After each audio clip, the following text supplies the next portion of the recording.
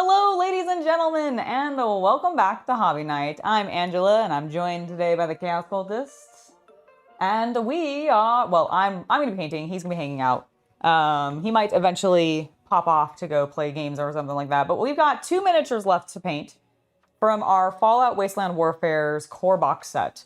And after that, because we finally have seen them in the episode, I'm going to be working on building, because I probably won't get them primed today, but we're at least going to build our Securitron Enforcers. I need to look up, actually, I haven't actually done this yet. I meant to yesterday, but I completely spaced it.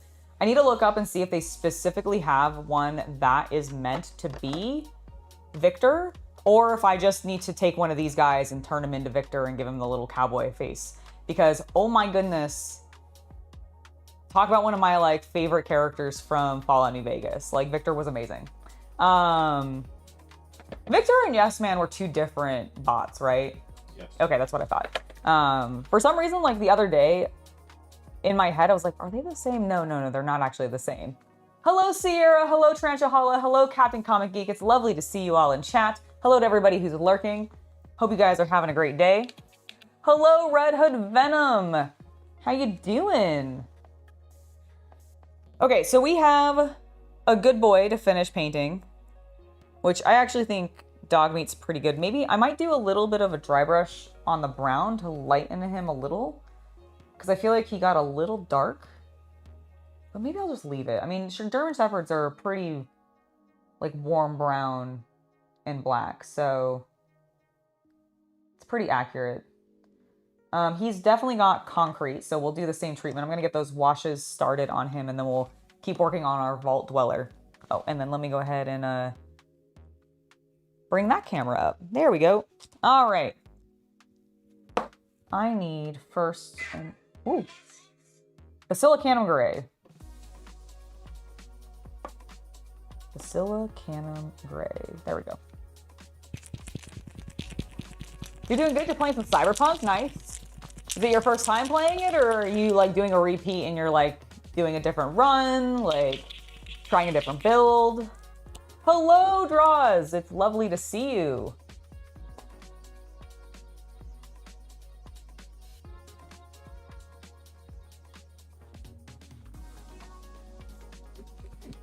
What's up? What did you just what did... I just found a woman who's thirst trapping on the same statue you thirst trapped on at your wedding. Yes! It's a great... Okay, to be fair, it's a great statue to thirst trap on. It is. I just thought that was funny scrolling through. That is hilarious. To be fair, I was told to thirst trap on that statue by the photographer. So, if anybody wants to complain about it, they can blame him.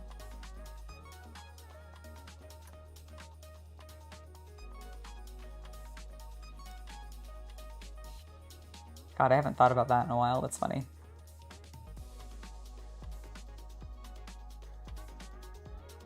All right, first we're getting a little bit of this gray tone down. I think there's a former camp. What's the word for the pit that the campfire is put into? Campfire pit? Is that just what it's called? It's the fire. Fire pit, thank you. I couldn't think of the word fire pit, even though I literally had all the words in that sentence. There we go. I'm gonna make some of that brick, because there's a lot of brick buildings, and... Oh my god, there's a little... Oh, that's a Nuka-Cola bottle! Oh! That's fun, actually. That's really cool. Alright, well, let's not worry about that. We need to let that dry. You're gonna be in and out for a bit. How long are we running today? We'll probably go till 5. Pacific. 5 p.m. Pacific time. So for the next 4 hours. So don't worry about needing to drop in and out. I'll probably be around unless your errands just take you a really long time for some reason. I am doing great. Oh, thank you. I like this outfit too. It's a good one. I plan on taking this one to a con in April, which will be fun. Okay, we need to do, I know I need to do a little bit of cleanup.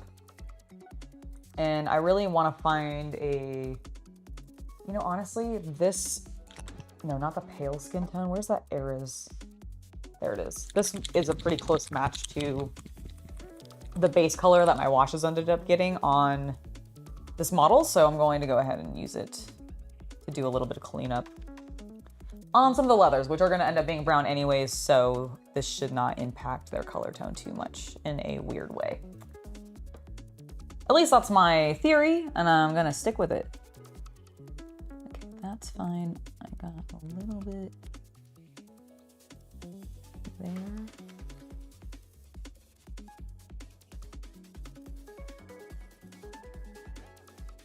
Because unfortunately this blue does just show through the leathers really, really well. So if you don't do this cleanup, you will just notice it, unfortunately. Or at least I do.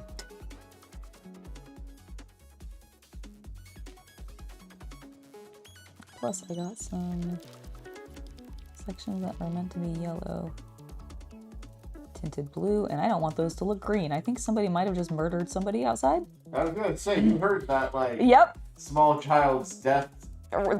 Yes, I did.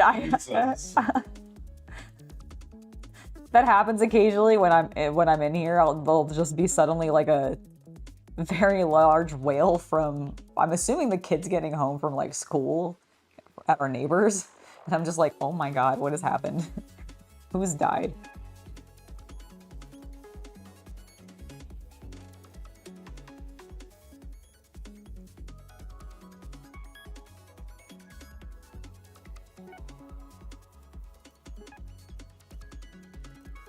Okay, that's looking better. Looking a lot better. You're playing a good Gears of War Ultimate Edition. Nice.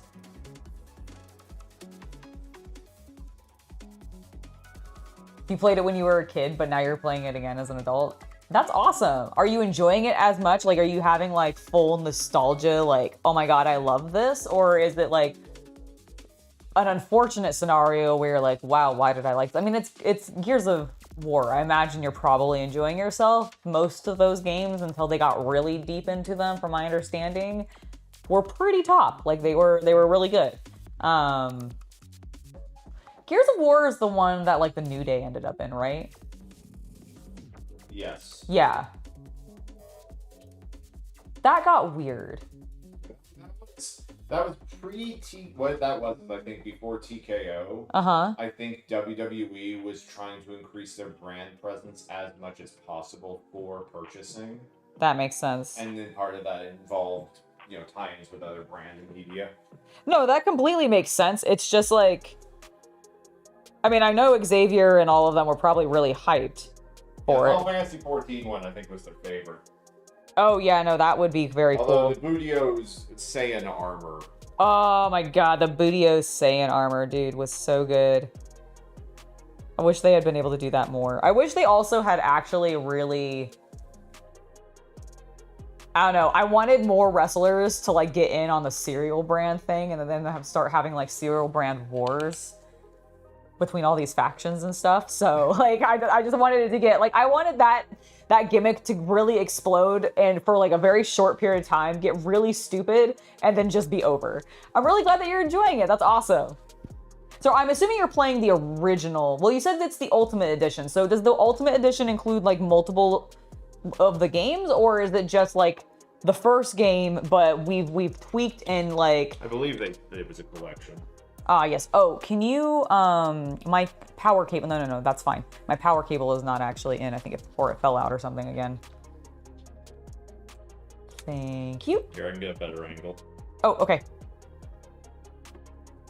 Of the table? Yeah. Okay. Definitely. Definitely of the table, all right. Definitely at the tape. Uh-huh, okay. Mm-hmm. Somehow. Mm-hmm. Mm-hmm. Oh no, we flipped. It's because, there you go. Yep.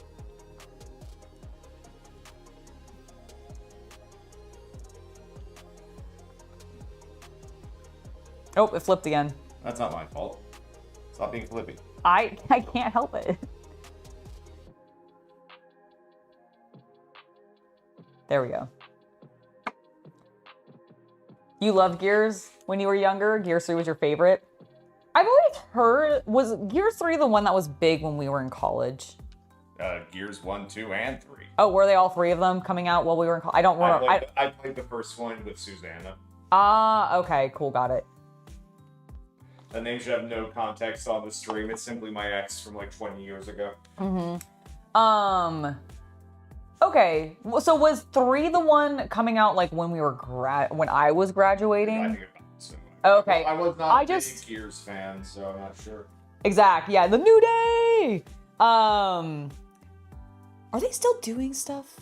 The New Day? Yeah. No, I'm not too 'Cause, like, I know- because of Big E's Injury. basically retirement. Yeah. Knock on wood, but probably. And I think Kobe actually got like 6 month injured or something. Oh, really? That sucks. Man, talk about a faction that I just feel like had all the momentum in the world and then just instantly lost it because of unfortunate circumstances, and it sucked so bad. No one's to blame in any capacity, but like, God, it just sucks. I loved their journey though. The fact that we never got them versus Kenny and the Bucks Oh my God, I know. is one of those lost like what ifs. I completely agree. Flip, damn it. Yeah, I think you have to. There you go. It can't be like super down or it reverses itself. Okay, then what we're gonna do, because I wanted to be looking at the table.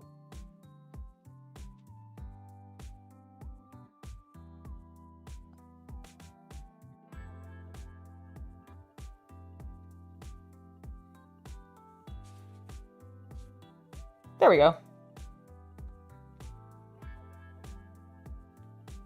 Yeah, show off the miniature. Oh yeah, here we go. Sorry, I was doing some close-up work.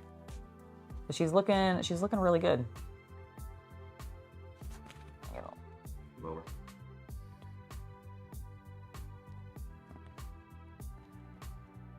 I got blue on a lot of her armor pieces because I just wasn't paying attention to where the edges were. So I had to tidy those up. Now I think what we're gonna do is we're gonna go ahead and grab some, I think Snakebite is probably the best call. Let's also close this Basilicanum Gray. Now let that sit open.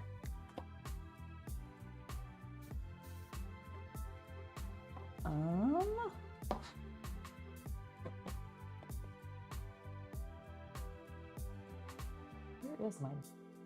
What are you looking for? I thought I had... Aha. I do have it on the table. I thought I had Snakebite leather on the table and I couldn't find it at first, and then I found it. Hello, Evanet. How are you doing? The miniatures are going well. We're working on the Vault Dweller. I painted a little bit on the dog. Got his base worked on. I think I'm pretty happy with his fur, so I'm just going to leave that.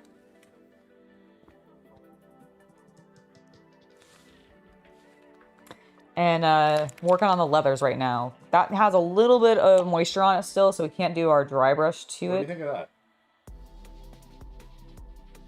I don't know what changed. All right. A. B. It's framing. See, your head's cut off Oh. Yeah, I think that looks good. What does chat think? now. I think I like that one better.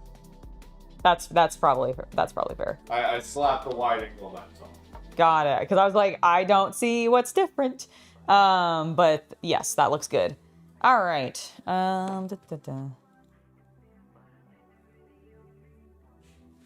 Angela's like, could you stop trying to play cinematographer in the middle of stream? I was like, it's mostly only because I'm like, I'm very distracted by what you're doing right now, and it's making me lose my train of thought.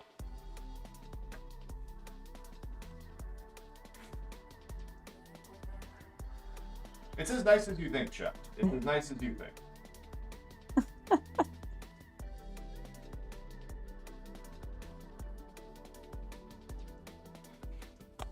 What are you trying to say? What? I'm just painting leather. Cat thinks hips. Hips?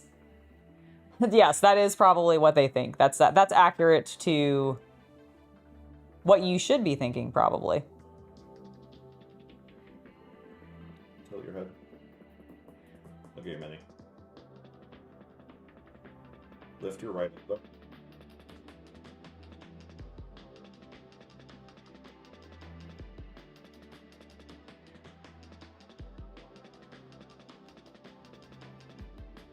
Thank you. Mm-hmm.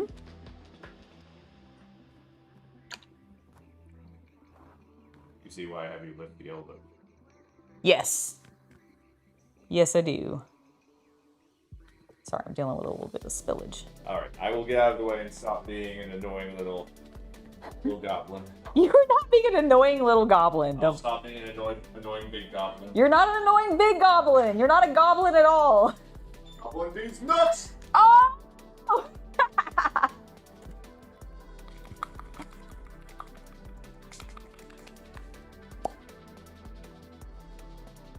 Oh, that's absolutely fine. Honestly, there is such a delag. A delag? What the fuck is a delag? There is such a delay. I tried to combine delay and lag into one word. There is such a delay sometimes on YouTube's end of like when I say stuff and then when it gets to you guys and all of this. Don't encourage him. Chat, don't encourage him.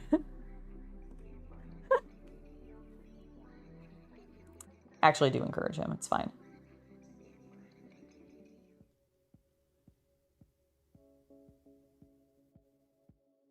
We're here to have fun. And that's what we do. Okay, dokie. Okay, we're gonna get that on. I probably should have painted the yellow first, but I was over eager to work on some of this brown because it really adds a lot of color to her and also helps separate some things, and it just makes me feel better about the progress that I've made because I was like, I don't know why the Vault Dweller was being a little daunting to me. That's why I saved her for last, is 'cause but we've done it.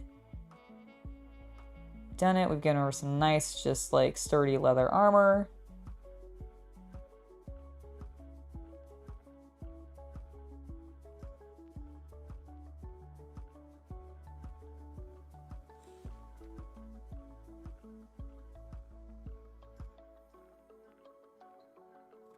Oh, we need to get that side of the leather.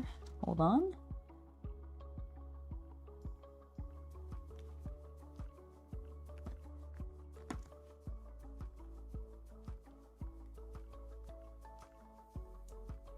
Okay, I think that works.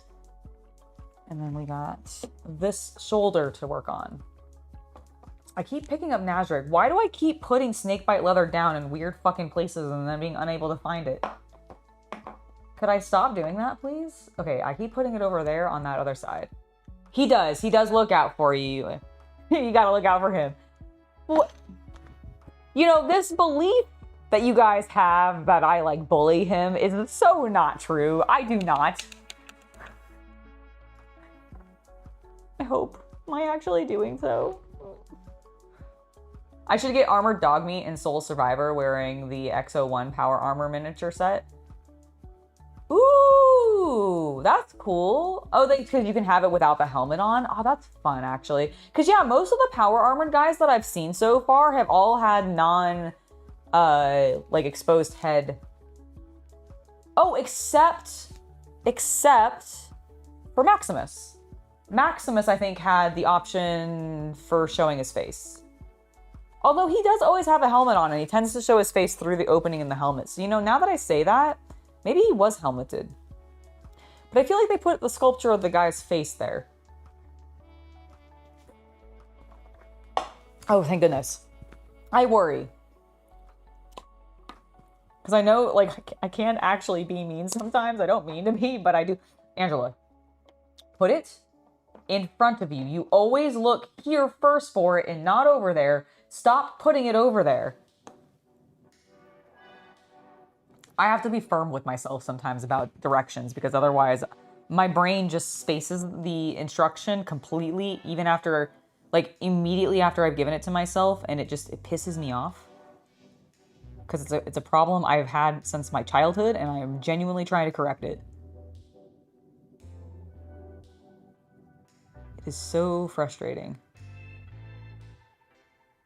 All right, there we go. Got the little bit left. Words are hard. God, I really don't know if I like. I need Reikland's Flesh Shade after this leather is dried because I don't know if I'm super happy with how it's looking. But we gotta keep going because we've already started and I need a little bit more of the color. Named characters have options change. Oh my god, wow, I really can't read today. This is frustrating and I am going to try to fight it. Named characters have option changed head miniature sets, I think. That makes sense. I mean, that would make sense to me, but...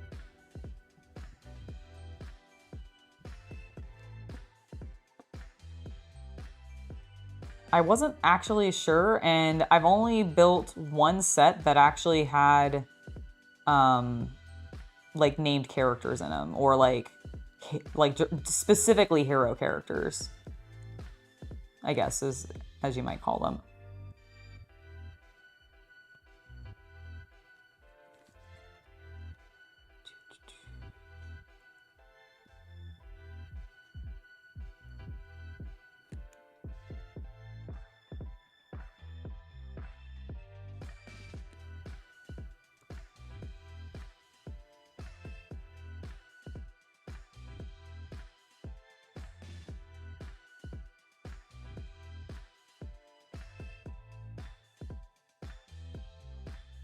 Okay, I think we've almost got all the leather down.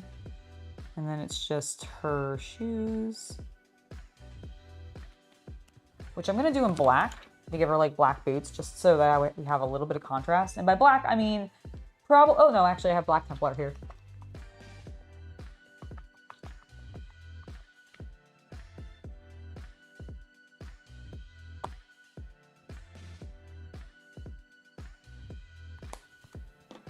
Oh yeah, when we're finished with this, before I get working on the Securitrons, I do want to look up and see if there is specifically a Victor.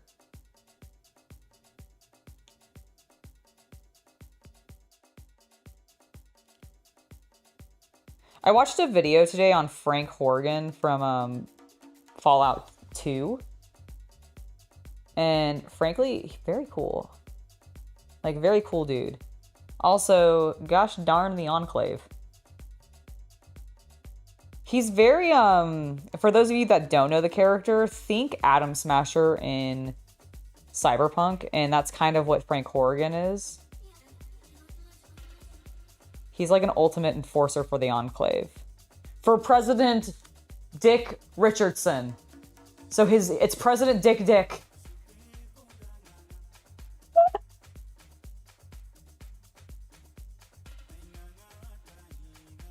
Hilarious. That cracked me up so much. I did not know that the Enclave president in Fallout 2 was named Dick Richardson. The Brotherhood of Steel Citadel command set have a named character, Sarah Lyon and Paladin Cross. I recognize Paladin Cross. I don't remember Sarah Lyon. Oh, very cool. They're Fallout 3 characters. Yeah, that's why I was like, I recognize Cross. Is Sarah Lyon... Was she one of the scribes?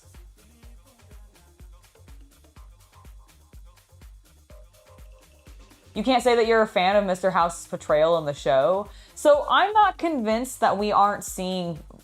I definitively think we're seeing two different Mr. Houses. I think we're seeing both brothers.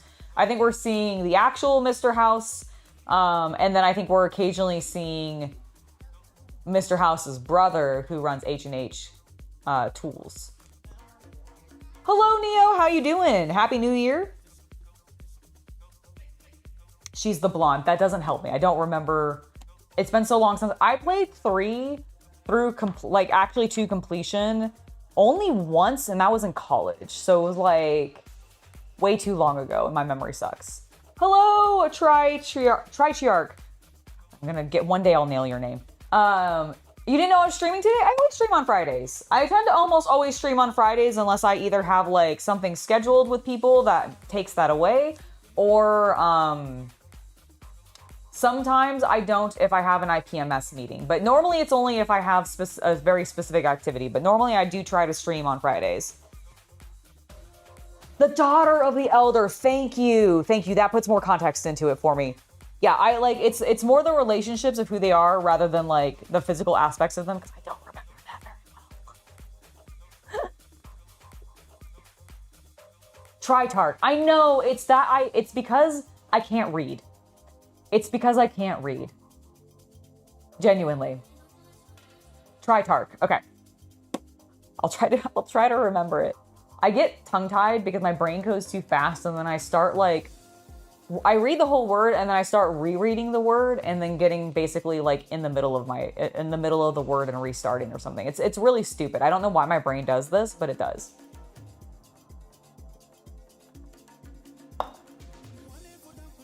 All right. Right, you have that leather. Oh my God, I thought I was done with the brown. I wasn't done with the brown at all.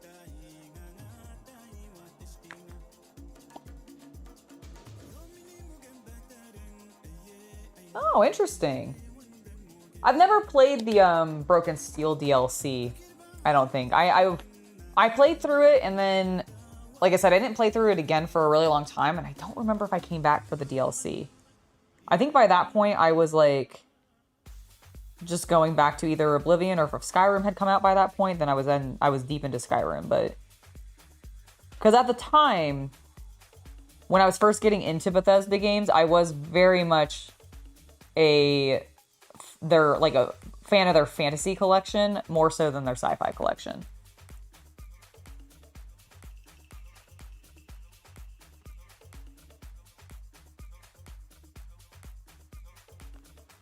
Mostly because I really like bows and arrows. And I didn't really want to like use guns as much because I always felt like my gunplay kind of sucked.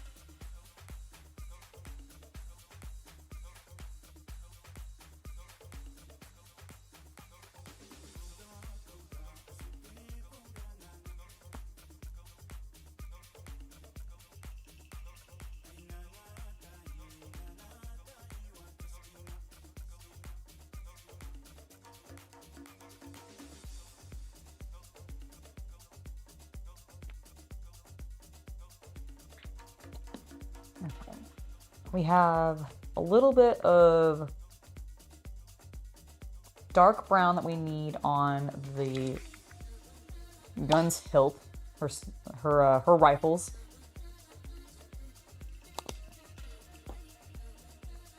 Hilt, so let's go ahead and do that real quick.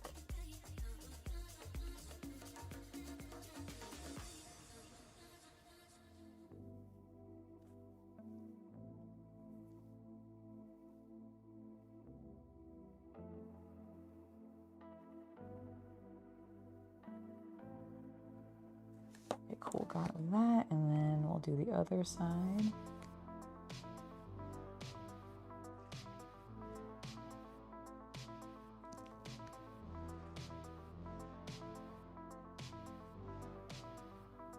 Excellent.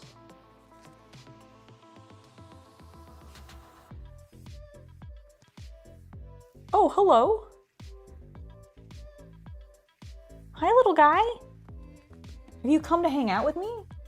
If Chaos Cultist finds you in here, he's gonna freak the fuck out and he'll smush you. Nope, maybe don't get on that. Don't get on that. Okay, well, can I lift this up? No, it's okay. You're fine. I know your many eyes can see me. I see you watching me. I'm gonna take you to the door, okay? Can I take you to my garden really quick? Guys, I have a jumping spider that has appeared.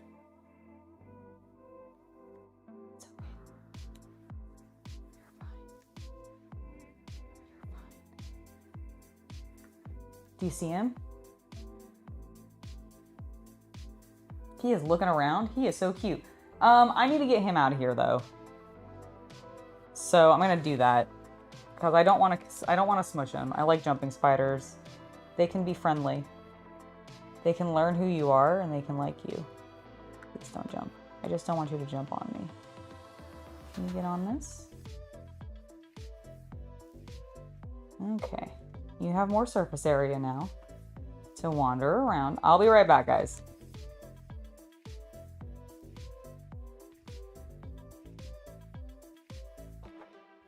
Alright, we're just gonna go outside, little friend. If I can get this door open. Alright, I see you. I'm gonna set you over here. This door is kind of gets stuck a little bit, so I gotta set him down. I'm gonna hope he doesn't move too much. You're open, thank you. Jesus Christ. Alright. Alright, little guy. I'm sorry, but I gotta take you outside to the cold.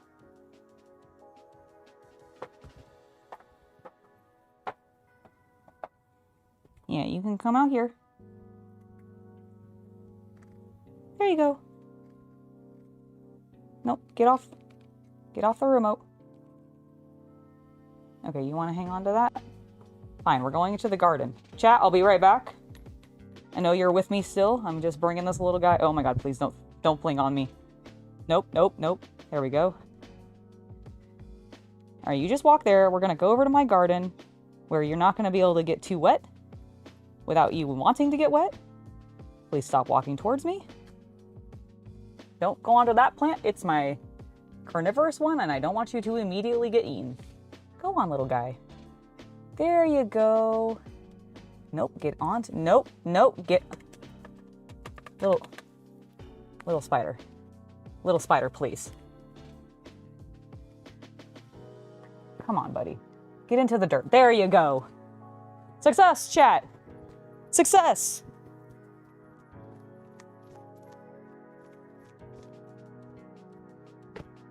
All right. I have successfully rescued my little bug friend. Oh, I know they don't bite. It's more so I didn't want to freak him out. So the bigger concern is that I didn't want to freak him out and have him jump. Like, I know jumping spiders don't bite, and they're definitely not even, I don't even think they're venomous. And that wasn't really my concern. My concern was I didn't want to stress the little guy out by trying to scoop him and then like have him just like wigging out in my hands and maybe potentially escaping. So I just was like, I'm gonna lift him out safely.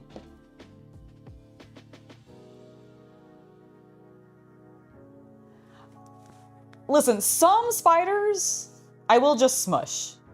Like, in California, we do get black widows, and if I find those, they don't tend to last, because I have a cat, and I don't want them biting my cat, let alone biting me or the Chaos Cultist. Jumping spiders, though, we also have a ton of, and they are totally harmless to people, and can even, like, really start to socialize with people sometimes, which, if I ended up having, like, a jumping spider friend, I would be so giddy happy. That would be the cutest damn thing. But I have not managed to do that yet in my garden. Hopefully I will, because I'll have 2 gardens next year. I have one greenhouse, and then I'm gonna have another greenhouse in the other corner. Oh, I'm so excited. But yeah, so I'm not afraid of the jumping spider specifically. It's more just I don't want to stress them out. And he was seeming a little agitated, so. I found a jumping spooter.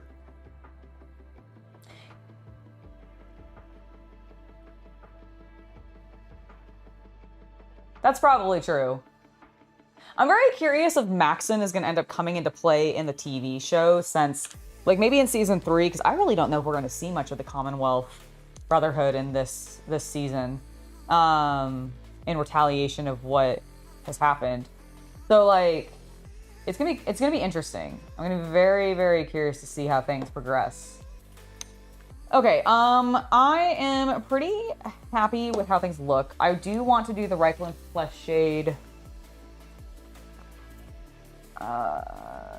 wash, which I thought I had over here.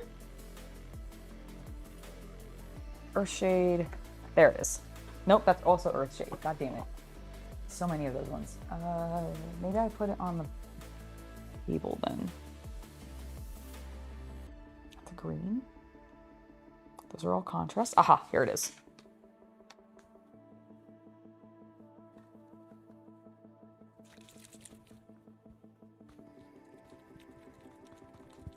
Get a spider friend, start my journey on being a Disney princess. Exactly, that's my goal.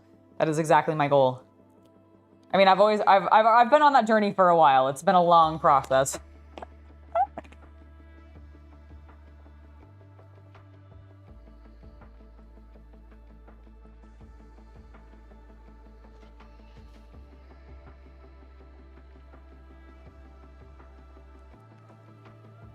Okay, we're doing a little bit of a wash.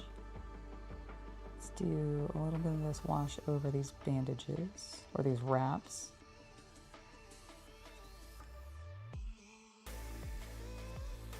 Perfect. Over the shoulder pads. And I think down here near the boots.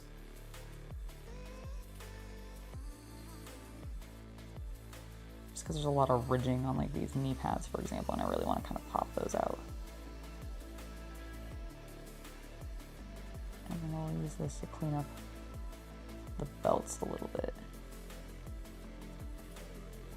There we go. Okay. For the yellow, I do think I'm going to go with a actual like yellow, or we're just going to use this ochre color tone that we have from Duncan.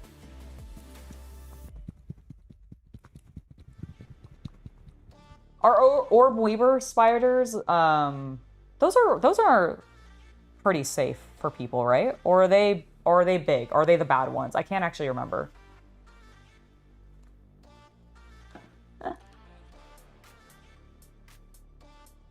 How am I not cold? One, I have a heater on in this room so that I am not cold that way. But it's also, I live in California, so like right now it's like 50. And my actual, like the space in here is like 74-ish. So I'm pretty good actually. Like it's really not that cold in here right now. I'm not cold because I prepped the room's temperature to not make me chilly so I could wear this. Gentle giants, orb weavers. Okay, that's what I thought, but I couldn't remember because like there's also like banana spiders, for example, which are dangerous to people, but are also huge. So I was just making sure that I was remembering correctly which little bugs we were talking about. Because I'm actually not super versed in arachnids and their like names and such, but I try to be. Actually, well, I don't know if it's supposed to be, but I'm making it Voltec yellow.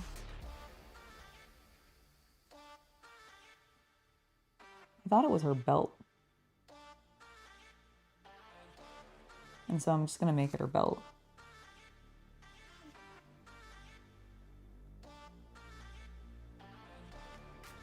And then here's the thing that leads up to her collar.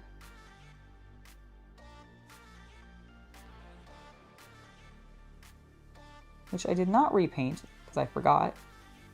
And thankfully, this opaque yellow is covering that blue quite nicely. I'm not having to worry about it.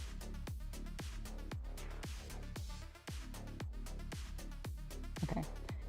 There we go. That is, I think, the yellow on the outfit. I think the collar's yellow too. Sometimes. Gotta give a little hint of that.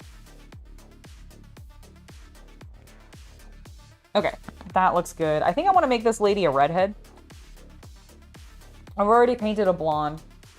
And while I do kind of gravitate towards blonde with the vault because of Vault Boy and Vault Girl, I've already done a Vault Dweller with blonde hair, so I think this one I'm going to make a redhead.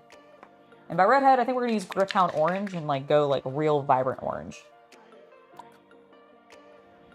Yay! I'm glad it is Friday for you. I hope you have I assume that means you have the weekend off, which should be quite nice, if that is the case.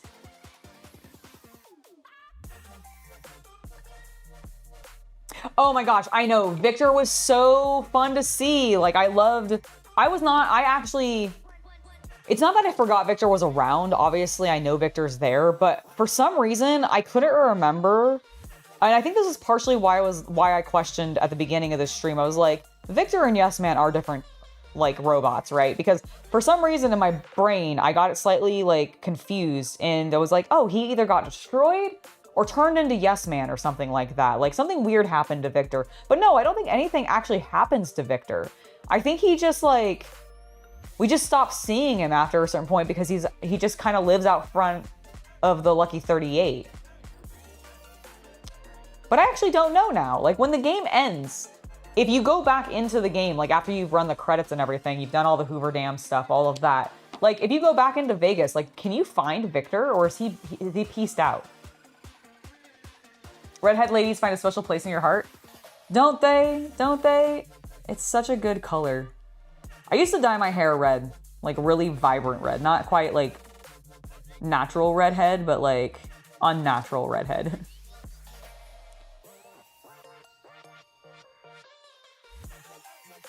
Did that for years, actually. Because it was the only color I thought I could get with my like dark brown hair. Until I discovered overtone. Hashtag not sponsored. Hashtag I wish it was. Good God, would I take an overtone sponsorship in a heartbeat? If they just want to give me dye, I'd be happy with that.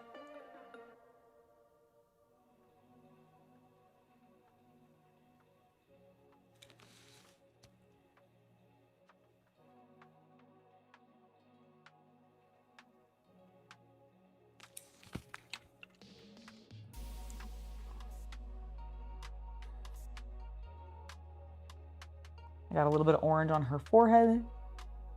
And not in a place that would make it look like eyebrows, so we gotta fix that. Fixed. All right, now I do want to let that dry and then try to actually give her eyebrows. I think that would be cool. And do I not have any more of this paint on my brush? Apparently not. No post gameplay? Really? At all? Like you can't you can't load back, like, really? Interesting. I'm kind of surprised by that, actually. I felt like normally in those kinds of games, like, you're allowed to kind of go back in and explore more. But I guess, like, maybe at that time, Obsidian was like, nah, that's the end of the story. You're done. Get the hell out. If you want to play it again, you have to start over from the damn beginning. But yeah, like, seeing Victor in the show was really cool. Because I was not anticipating seeing Victor in the show. So I was like, that was sick. I'm happy to have seen that.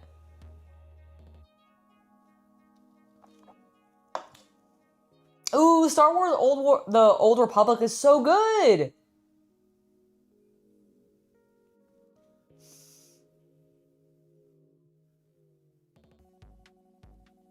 You just go straight to the... Oh, I didn't realize. You know, now that you say that, I do think when I watched, like, Miniature Nerd's completion of it and a couple other people's, that did happen. I guess I always assumed maybe they loaded back in and, like, explored around, but I guess not. You're playing Fallout right now? Like, the original one? Are you playing Fallout 1, 2, 3, 4, Fallout New Vegas? Are you playing, like, Tactics? Are you playing the Brotherhood game? What is that? Because that Brotherhood game is not considered canon, right? I know there is a game that is like half canon, I think. It might leave what happens up in the air. Well, I mean, obviously now we know what happens. Post-Courier, Victor survived. He's a little bit more damaged than he used to be, and or House is still fucking with his memory. And now he's looking for someone else to help House. Fallout 4? Nice.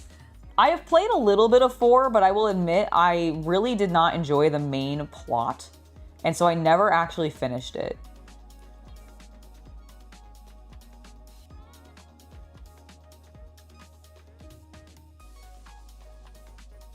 Giving her some eyebrows. Love it.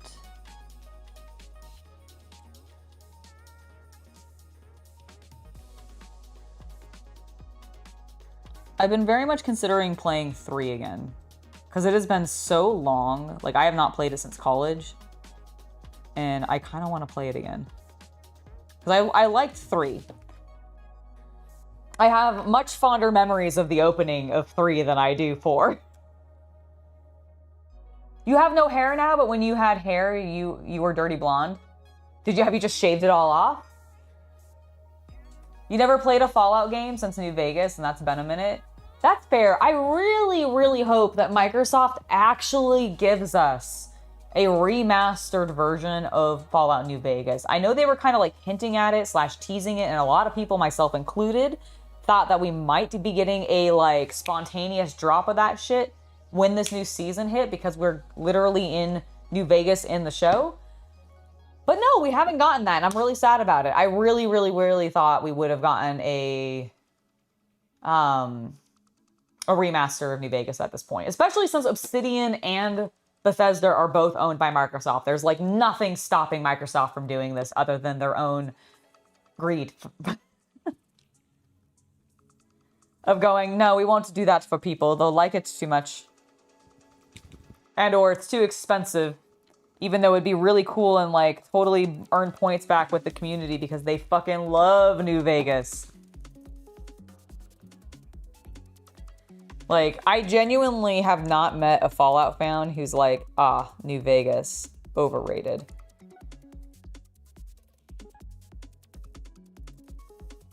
Not a single one. It's generally, what's your favorite Fallout? Well, it starts with New Vegas. And then it kind of jumps from there.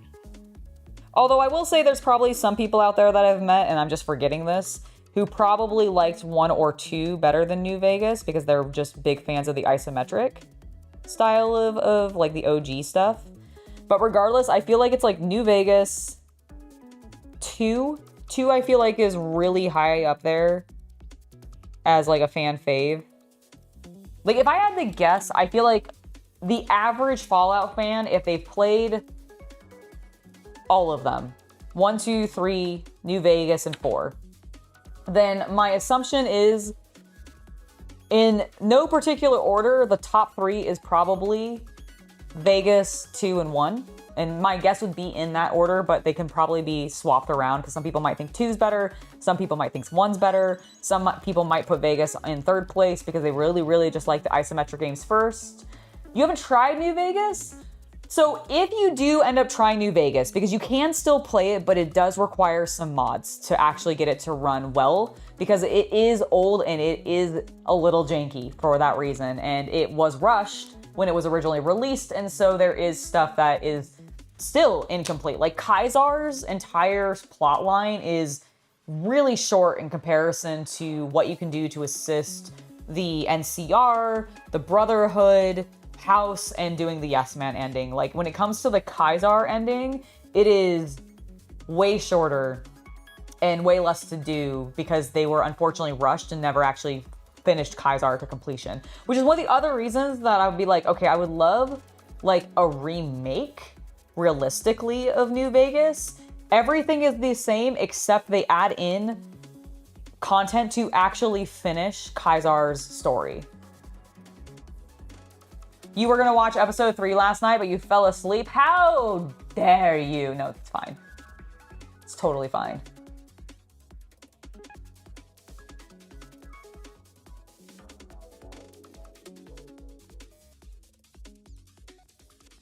Exactly, Troy. Yeah, that's the best way to do it. If you want to experience all the different endings, you just save a little bit, like a few hours before you actually start doing the final endgame quest stuff, and you'll get to see each of the different endings. But Kaisar's is so much shorter.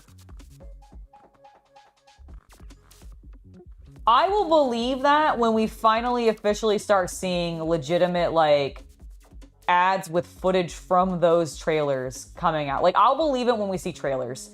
I know I've seen the articles.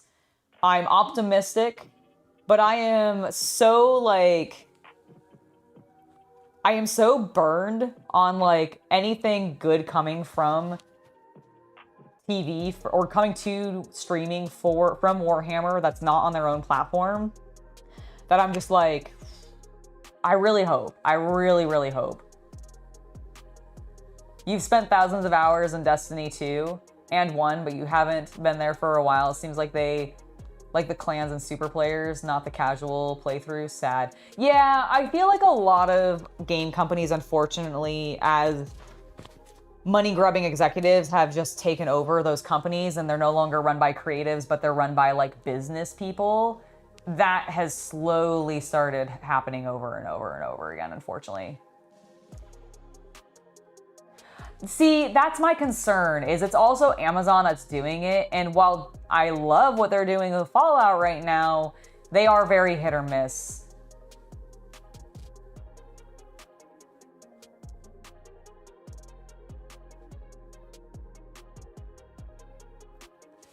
See, my concern, the Rook, is that we all have this, like, godly expectation of Henry Cavill's, like, vision of Warhammer 40k in regards to a TV show. And I am worried that all of us, like, fanboys and girls who, like, know how much of a mega nerd he is, he's still going to be beholden to the people paying the check to make the show. And if they start telling him, no, you can't do that, no, actually, that's a little too grimdark, blah, blah, blah, blah, blah, blah, and then they just keep saying no, no, no, no, no. Well, I mean, he's walked away from a show before. I don't know. I don't know if, like, I need to see trailers. I need to see trailers to have more confidence in this project, because until I see trailers, his name being tied to it, I am not going to hold that much, like, merit behind, or weight. Not necessarily merit, but I'm not going to put much weight or faith behind it until I actually see, like, legit product coming out from it. Because as far as I know, I know Netflix fumbled him. But here's the thing, is, like, Amazon's not that much different from Netflix in regards to being a money-grubbing company. If anything, I would say they're more so. So my concern is that you're not optimistic that Amazon will do any series, right? Listen, that is fair. That is legitimately fair. And I have that same fear. And, like, I do have faith that Henry Cavill will push as much as he can to make it as realistic and, like, the way that we as the fans want, because he himself is the fan. My concern is that Henry Cavill, despite being the producer, he's not funding it himself. Therefore, Amazon is funding it. And if Amazon starts telling him, actually, no, then even if he doesn't leave, I don't know if it's going to be what we want. And by we, I mean fans, including maybe himself. And I don't know. I'm worried it's not going to be the glorious thing we all think it could be, because Amazon will, in some way, fuck it over. Not that Henry Cavill will. I think Henry Cavill is going to do everything in his power to make it amazing, in the same way that he was very passionate about playing Geralt and wanting to actually, like, keep that going, and had a specific vision for it that he really hoped to see achieved, and that's not what ended up happening. So, like, I'm just concerned. I'm a little concerned.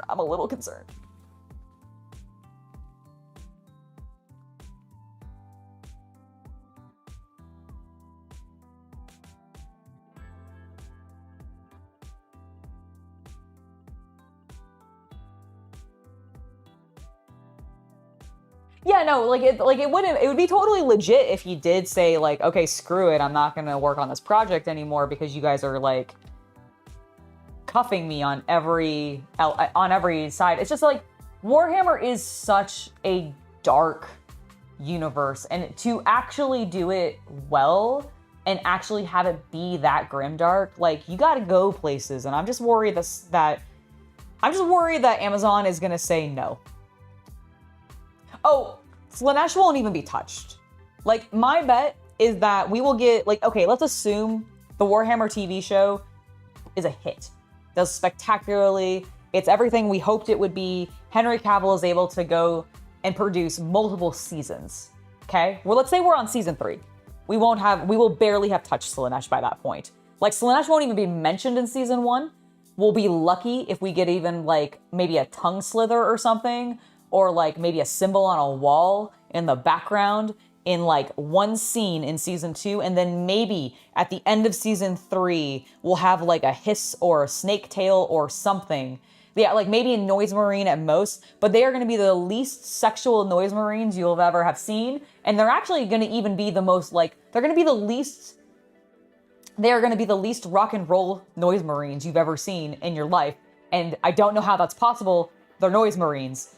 But somehow it's going to happen because Amazon's going to say no. Like, that's my concern. But yeah, Slaanesh I don't expect to even be, like, even remotely touched upon in any kind of legitimate capacity. Because GW themselves barely touches on Slaanesh at this point. I'm pretty sure that, like, if they could, they would just remove Slaanesh. But that would also, like, kind of require them to kill off all the elves. Like, I feel like if you were to realistically want to, like, scrap Slaanesh completely, then I feel like you might also have to, you'd have to at least, at minimum, completely rewrite the history of the elves and why there are so few of them. Not that it would probably be that hard. I'm sure they could bullshit their way through something, but it would be so insulting to all of the Eldar fans out there and the Dark Eldar fans out there and the Harlequins out there. Like, it would just, I mean, I'm not really sure how thrilled those fans are right now anyways. Although they do have some new stuff supposedly coming, which is very exciting. Where the fuck is Gargax Sewer?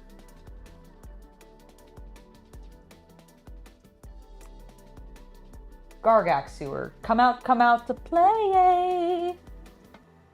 I need you. Imagine if it just appeared in my hand. Black Templar, Dark Oath Flesh, Magos Purple, Griffhound Orange, Flesh Shade, Snakebite Leather. I literally used it yesterday. It should, in theory, be on this table. That's Rattling Grime. That's not what I want. I hate that I keep doing this.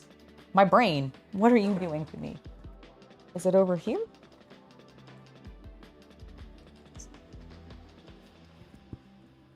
Skeleton Horde, Gilliman Flesh. Red Belcher for some random reason. That doesn't belong there. That's fine. Black Legion, another Black Templar. Seriously, what happened to my Gargax Sewer?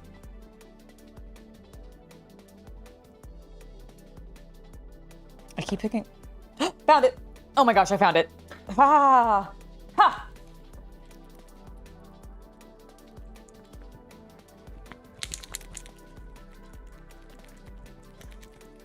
Yeah!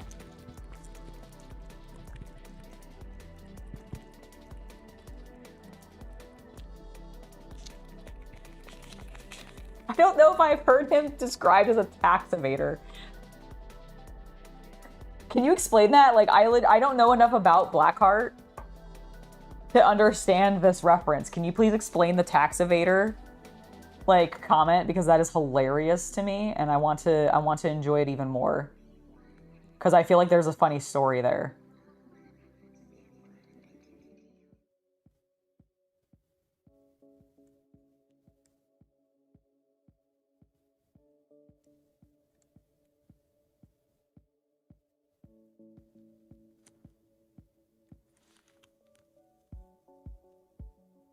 Oh, is that also a Nuka-Cola bottle? I think it is.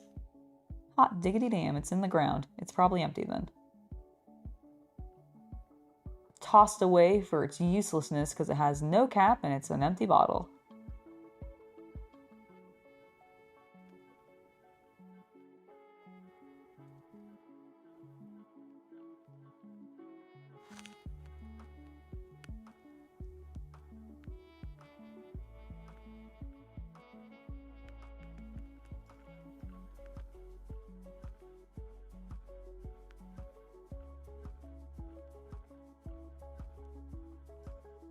Okay. We got the brown down. We're going to also use the same color, which I fucking put down in a weird spot. No, I haven't actually. Was Adam on a Norrell, like a recent Norrell's Bard video? Or is this like an older one?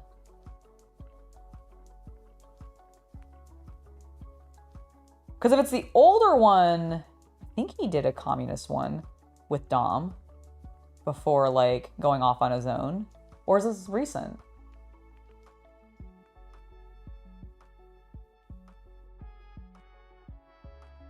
Does your leg ache when, like, does the metal implant in your leg ache when it's gonna rain near you? That's actually kind of metal as hell.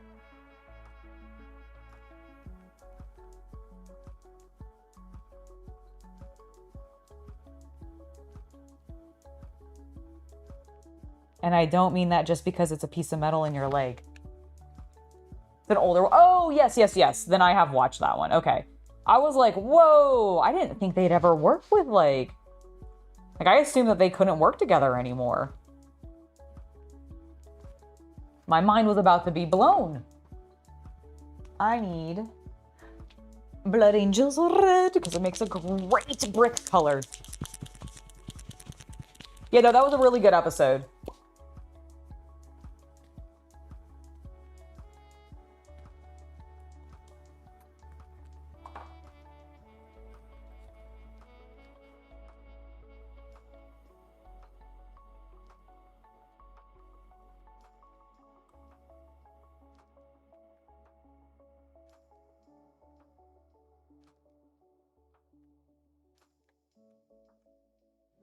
All right. Oh, that is definitely an empty bottle. When the Nuka-Cola bottles are empty, they're just clear because the cola is brown, and that when they're filled, that's what you're seeing. So it's just the cap. I think that is red.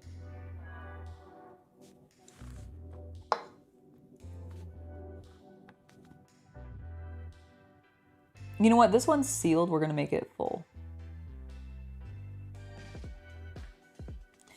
I need to look up a Nuka-Cola bottle, actually. I don't remember fully what they look like. I'm pretty sure the cap is red, though, at minimum. Nuka-Cola bottle.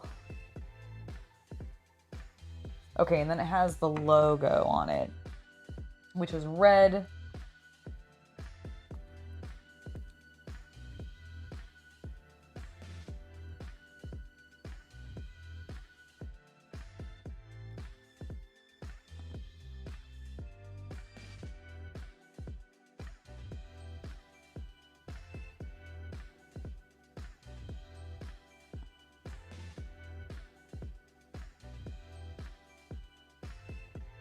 Okay, I've got the red on there.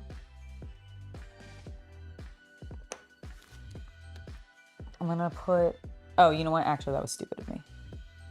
Wash that off. The bottle's full. I should put the brown on first and then use some opaques to paint the red.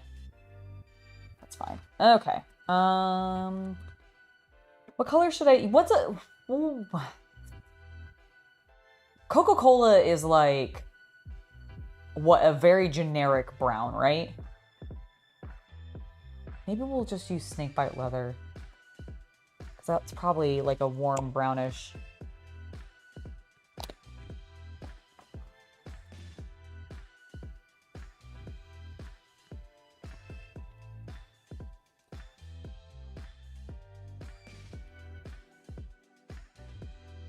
Okay, yeah, that's looking like a cola color.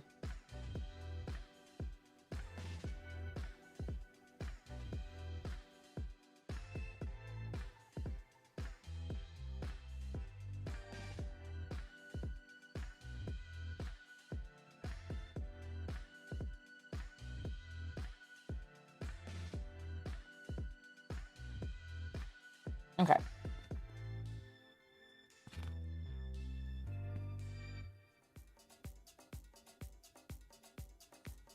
We're gonna let that dry, and then I'll paint the logo on there. And I'll see if I can do like a little bit of white dot just to kind of imply text.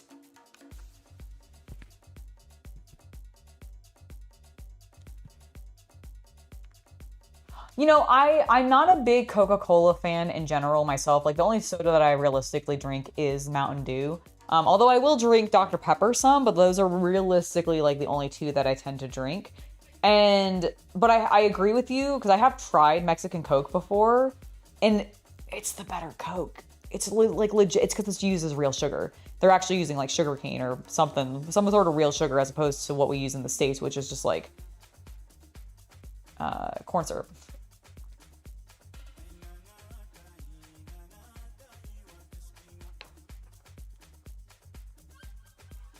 Okay, this brown is looking pretty dry, so I'm going to grab a red.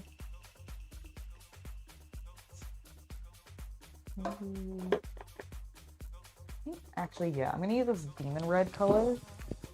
I think it'll work well.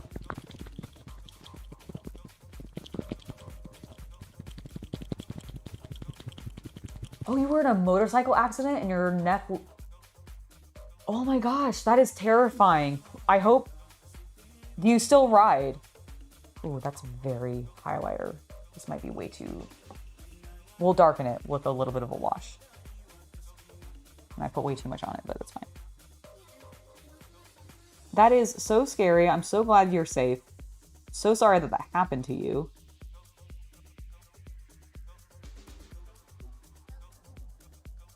Good Lord. Talk about scary.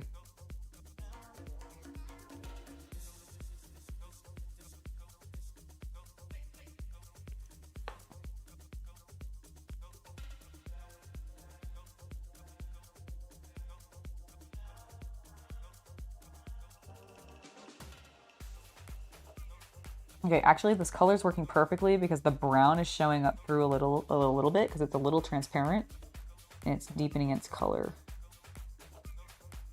So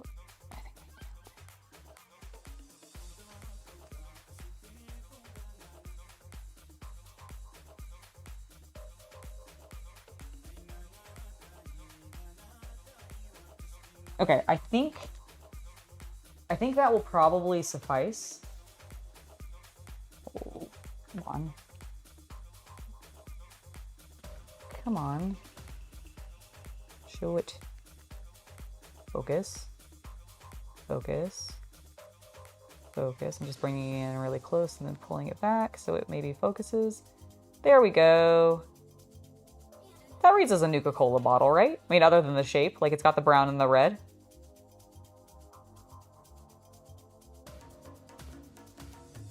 I think it looks pretty good.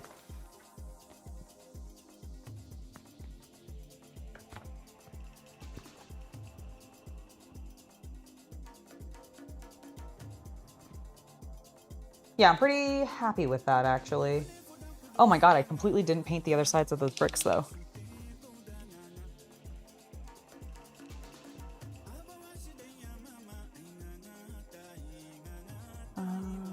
What did I use for that? Blood angels? Yes.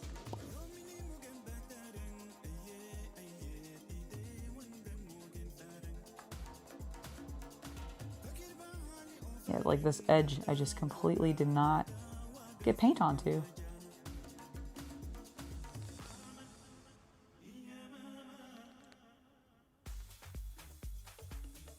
Actually, I sure got it onto any of the edges. Whoops.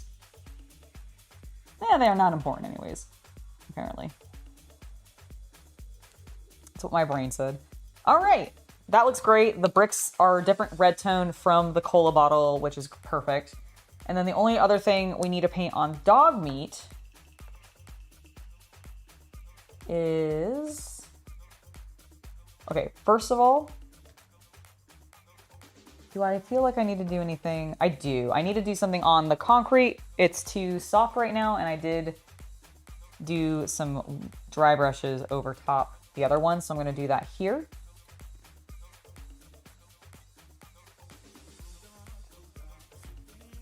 I think I used this one, and then I used Cheridune Gray, which is right here.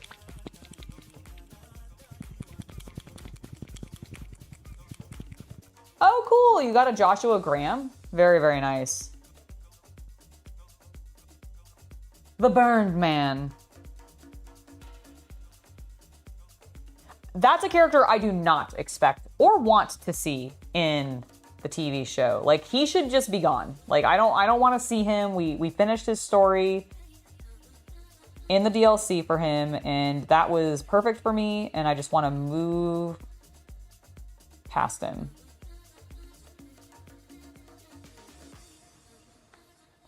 Like, I really hope they don't bring him into the show.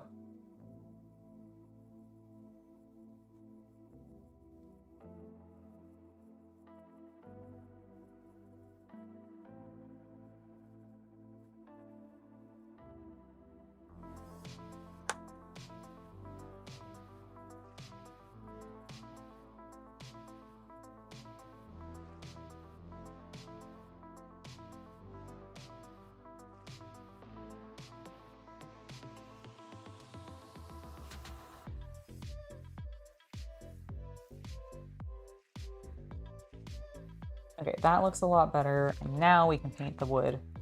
And we're gonna do a little bit of a light glaze of white onto the edge like we did on the other guy, on our trooper. Our trooper? What the fuck? It's because this is called a trooper white. On our power armored boy. Thank you! Thank you, I'm glad you're enjoying the outfit.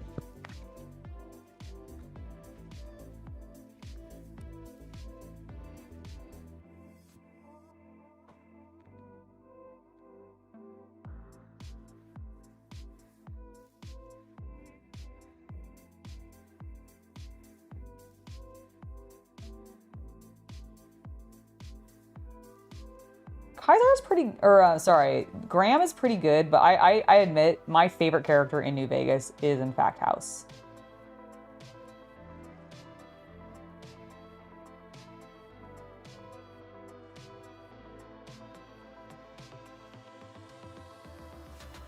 But I also just think New Vegas has some of the really good characters in the show in general. I mean, don't get me wrong, there's some really good characters in some of the other ones too, but I think Vegas has a huge proportion of some of the really good characters.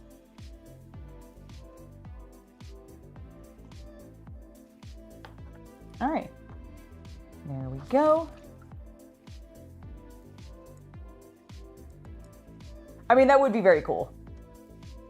It would be very cool to see him like actually dealing with people, but I just really, okay, if they did bring him in, all I actually want is I want to see him sitting at that table constantly having new, what is it, 44s or 45s or something like that? Whatever the gun he has on his desk that's just infinitely, like he's just constantly like polishing and like fixing up like a bazillion guns and they just keep infinitely occurring. And I want that scene recreated.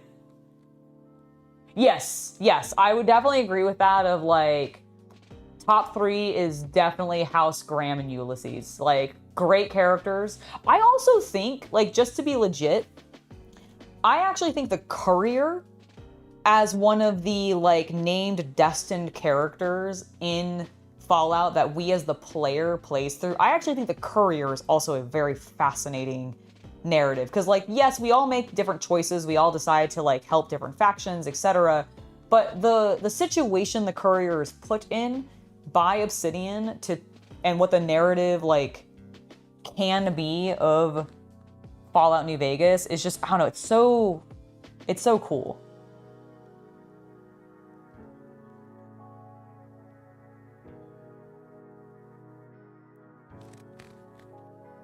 There we go. All right, I like that. If it'll focus. So I'm pretty happy with that. I'm gonna see if maybe we can like, this guy's eyes.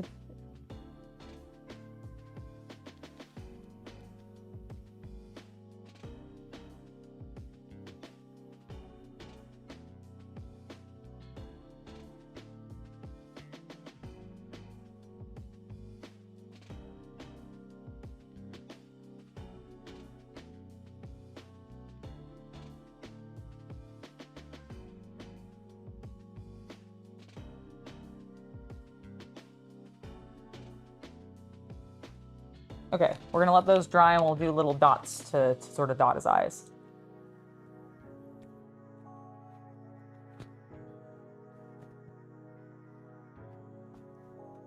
Okay, I'm happy with that. I actually think I want to do the, since I have this color on my palette still, I think I want to enhance his.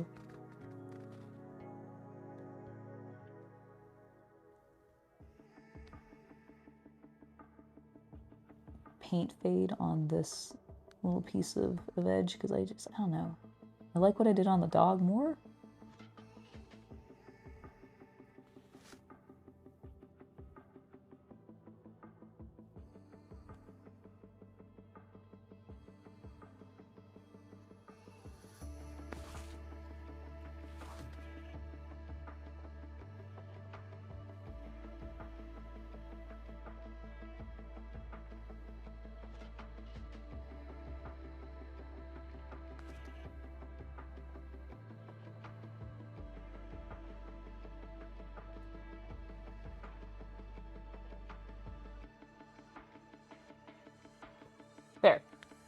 That is better. Those are probably dry.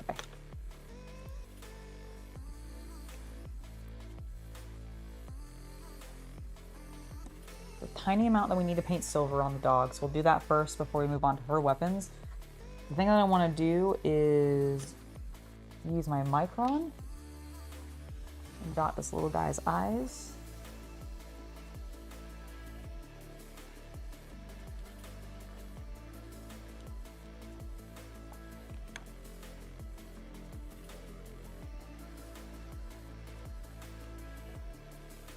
Perfect. Love it. Let's get a little bit of wildwood on that plank. I think if I do it lightly, I can probably not have to do any other work on it. Yeah. That is looking perfect. Get it around the cola cap.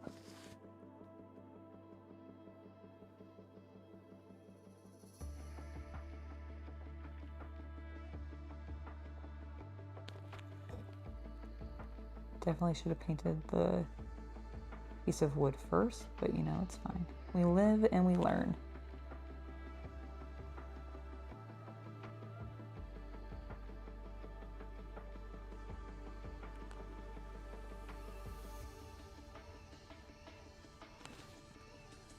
We live and we learn, guys.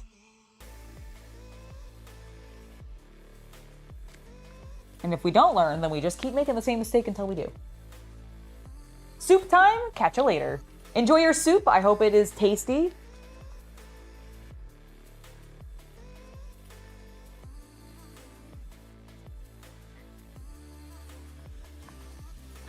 You wanna have a Vegas style wedding to cast?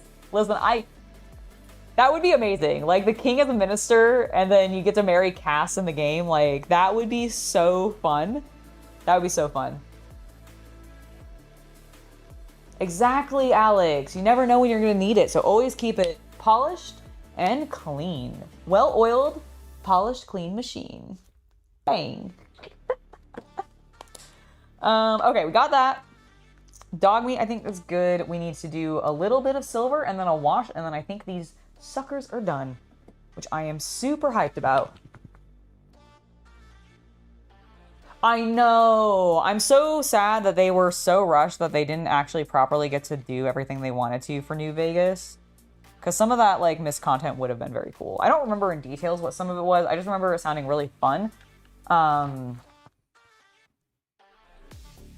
But I also just really liked Obsidian's writing. I mean, it's partially because the writer was, like, the OG writer for Fallout. That's why New Vegas feels so cool.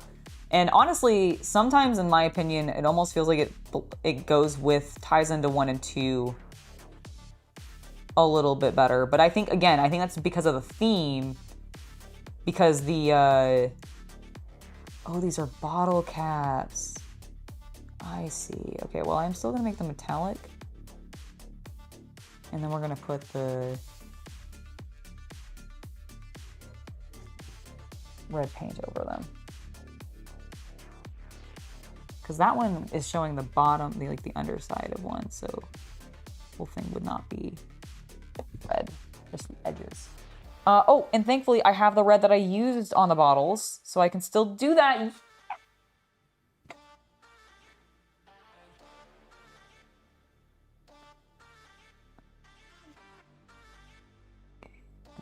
let's do it on the rim.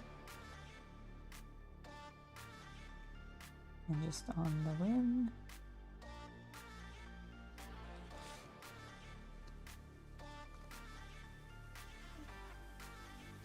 Sweet, okay.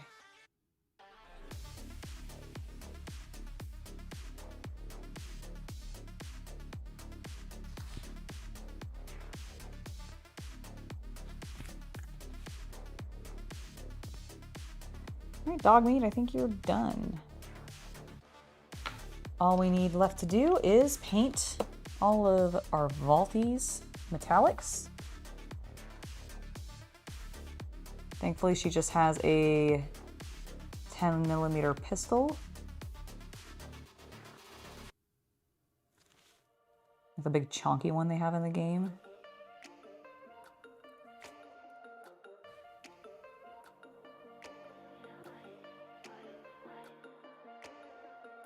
And then she's got that rifle on her back.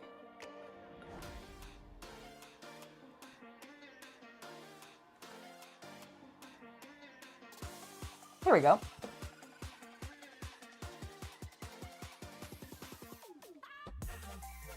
Oh, it was a scrapped quest. You and her get married and you and her get drunk and then you wake up married. That's really funny. That's actually really funny. That would have been so great, actually.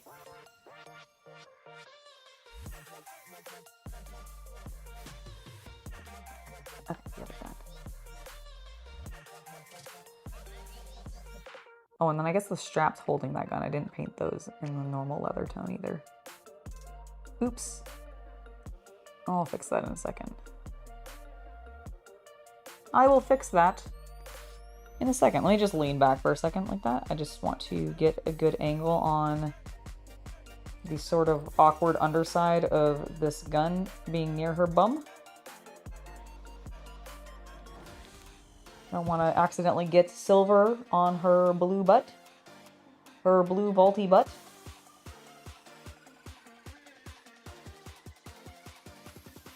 So then I'd have to repaint it and that would be annoying.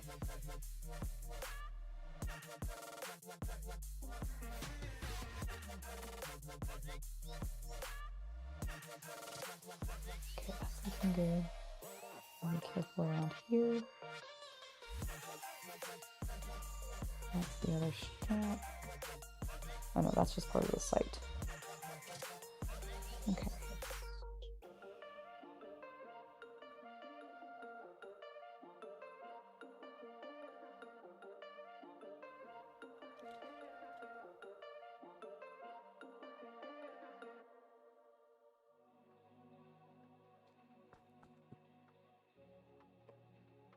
All right, and then this side, get on there.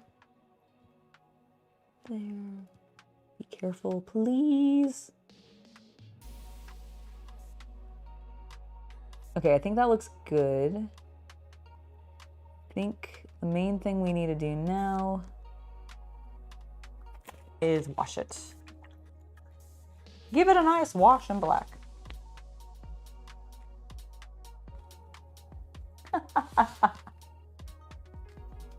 We'll just polish each other's weapons. Sounds fun. The community event.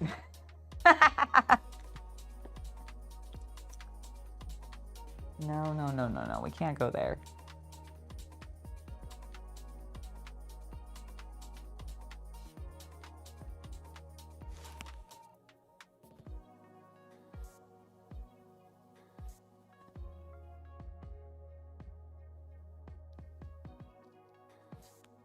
I do love how this wash immediately brings back some of the details that were otherwise lost on these guns.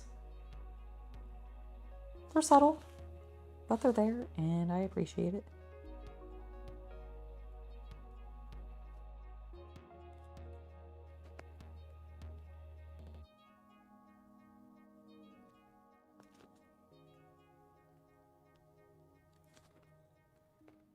There we go. So the last thing to do is grab my snakebite leather, because that's what I used on the Vaulties leathers. Grab it, put a little bit on straps on the guns that are actually holding it to her back.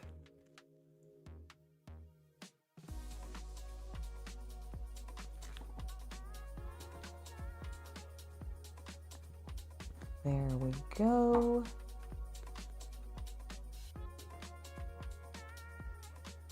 That side of her shoulder that I apparently missed.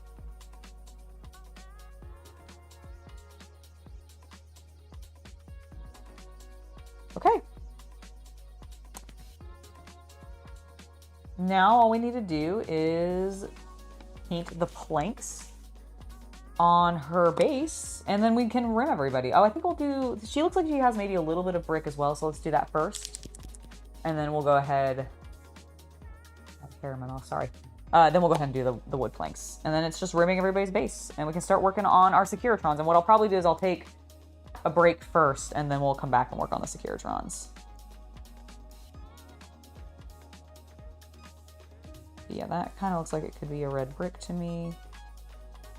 So we're going to go ahead and do that.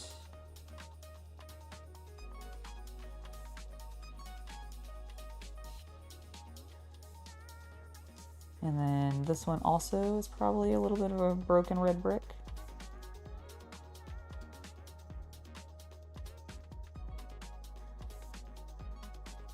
I know bricks can be other colors, I just really like red ones.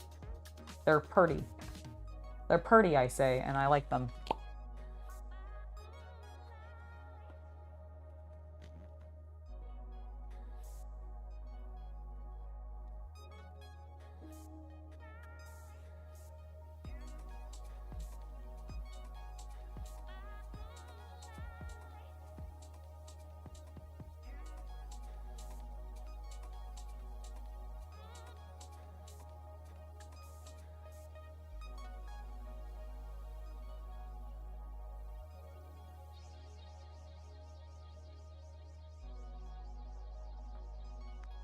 Oh, and then there's a little bit of rebar, which also should be silver.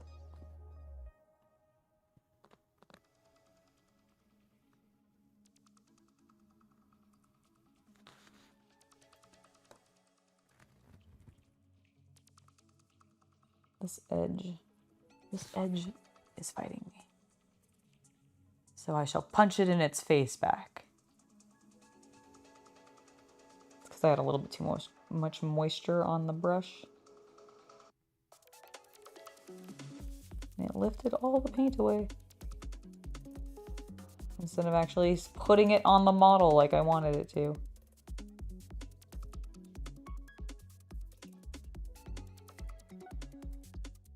There we go. Now that actually looks like a piece of rebar. And all it needs is a tiny smidgen of my Nuln Oil wash, which I set down here. Oh no, I've been using the dark. Where's that dark wash? Here we go. Oh, still right on my palette. I didn't think it had dried fully yet. I was like, it should still be wet, right? Like, I mean, I know washes dry pretty damn fast, but what a pretty large amount. It should be okay, and it is. Okay. Rim bases. Let's get these bases rimmed. I need a black paint.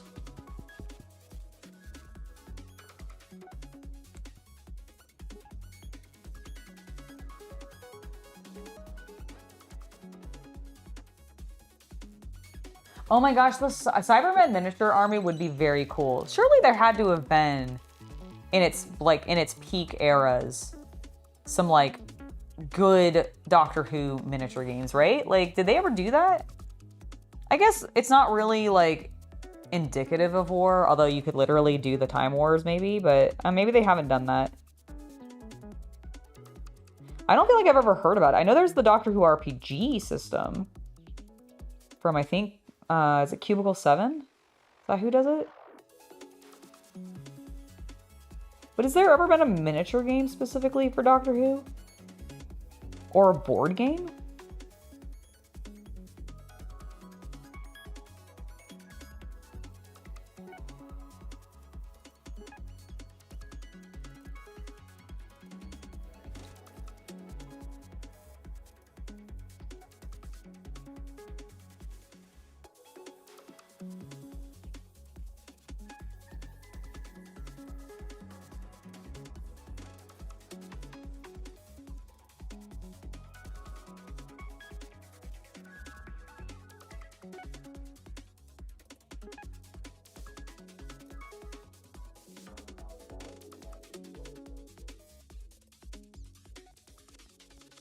All right, dog meat.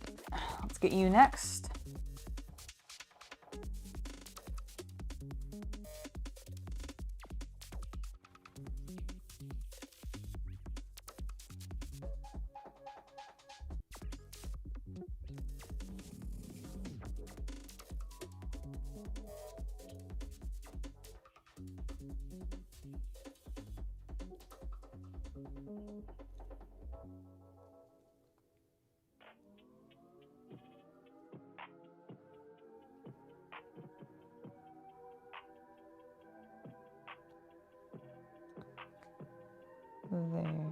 Oh, nope. Now there. Yes. Yes. No. Every time I like start to say either affirmations or negatives, it does make me think of Palpatine.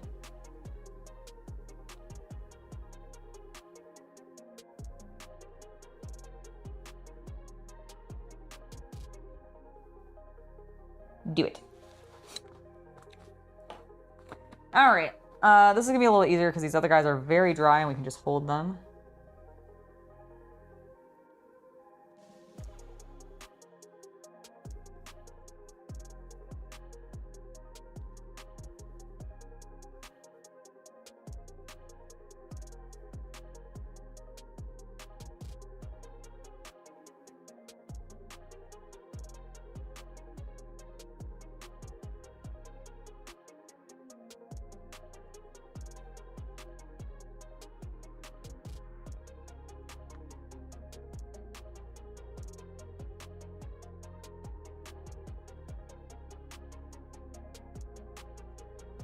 Was Nuka-Cola around before the bombs fell? Yes.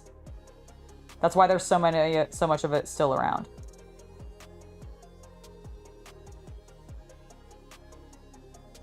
Because it was the biggest soda brand on the planet.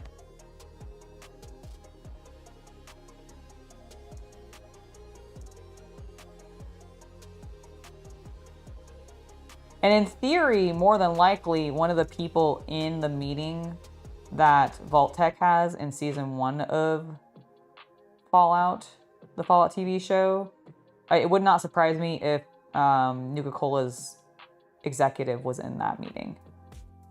It would make sense.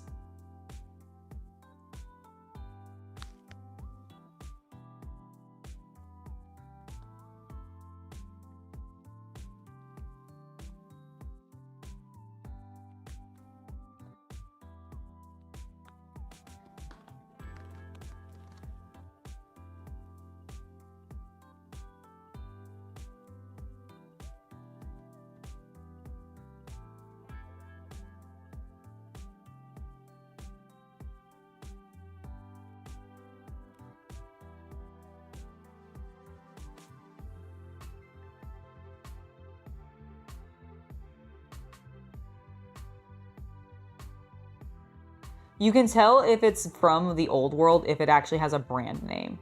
In Fallout in the games, if it's something from the new world, like if it's post the bombs dropping, the food will be named like literally stuff like Deathclaw steak because it came from a Deathclaw and it's a steak. Or like iguana on a stick because you cooked an iguana on a stick. And so, or like rad roach meat, like, and then would you cook into like rad roach chunks or something like that? Basically, like it's that kind of thing. It'll have the base of whatever the creature is, for example, that you're going to be eating, as opposed to anything that is originally from the old world, like say Blamco mac and cheese. Is that literally what it's called? Actually, am I saying? Oh my god, I just realized something. Oh my god. I wonder if he realizes that. No, it's because it's Blamco. Okay. I wonder if Adam realizes that his name, Blamco, is so close to Blamco, which is the mac and cheese producer in... I just put that together. That's so funny to me. Thank you so much for subscribing, Lord Daymoon. It's lovely to have you join us.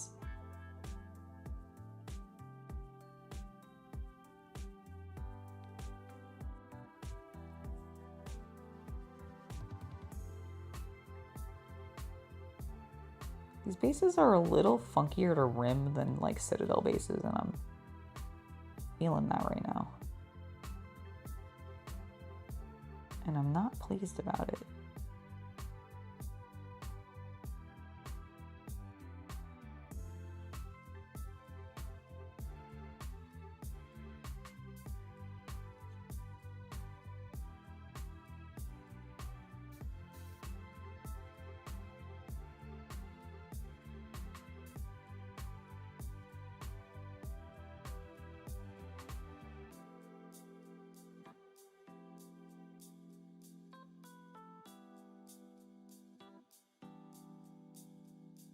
There. That's a bit better.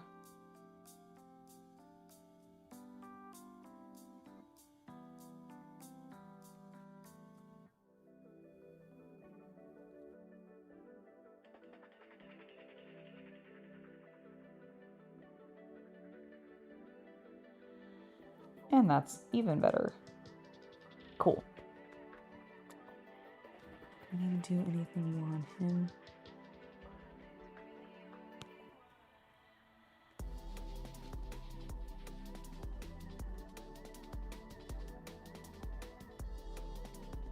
I think we're okay. Oh, nope, not there.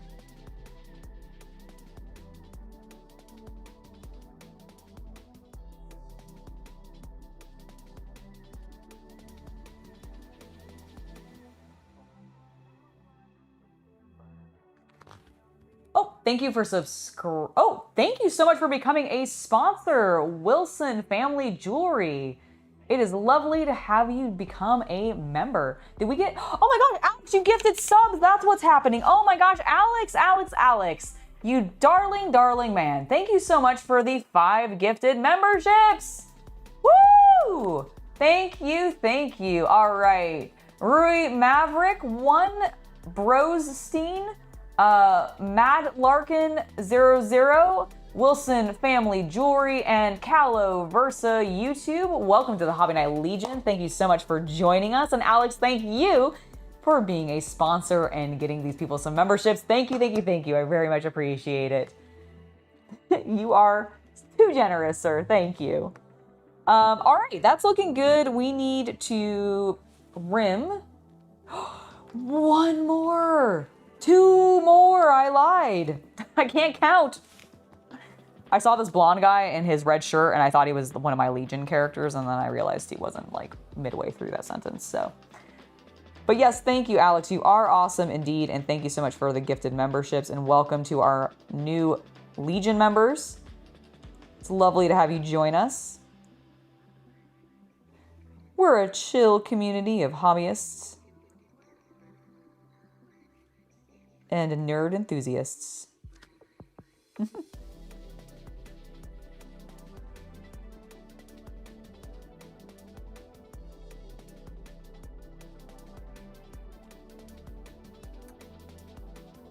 Ooh, I almost had a fuck up there.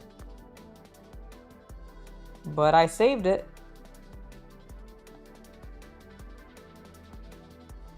Did save it. I felt like I was losing control of the brush for a second.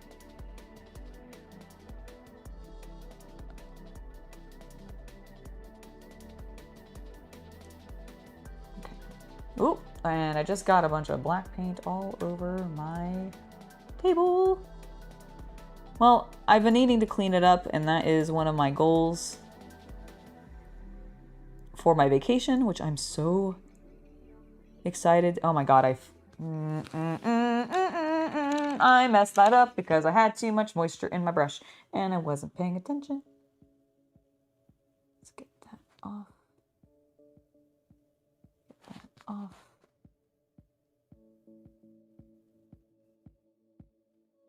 Kind of blend it in. Spread it around so it's not so obvious. And you can fix this problem.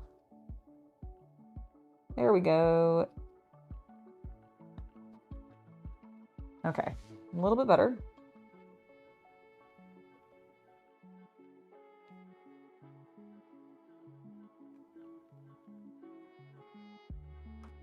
Oh my god, I'm genuinely having issues. Just take your time, Angela. You're rushing.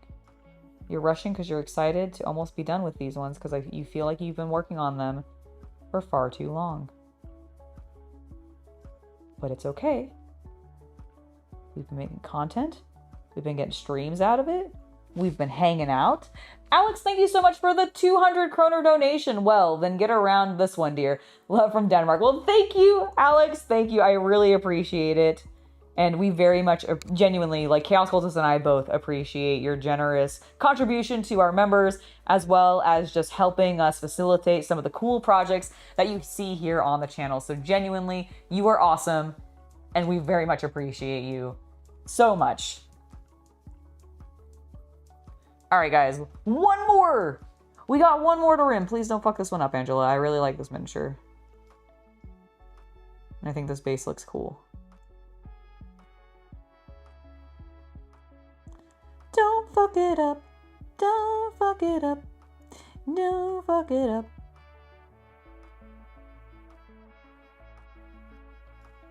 Please don't fuck this shit up. I'm just like, now I have that BB No Money song in my head. Which I'm really excited. I'm actually gonna get to see him in concert in February. It's gonna be awesome.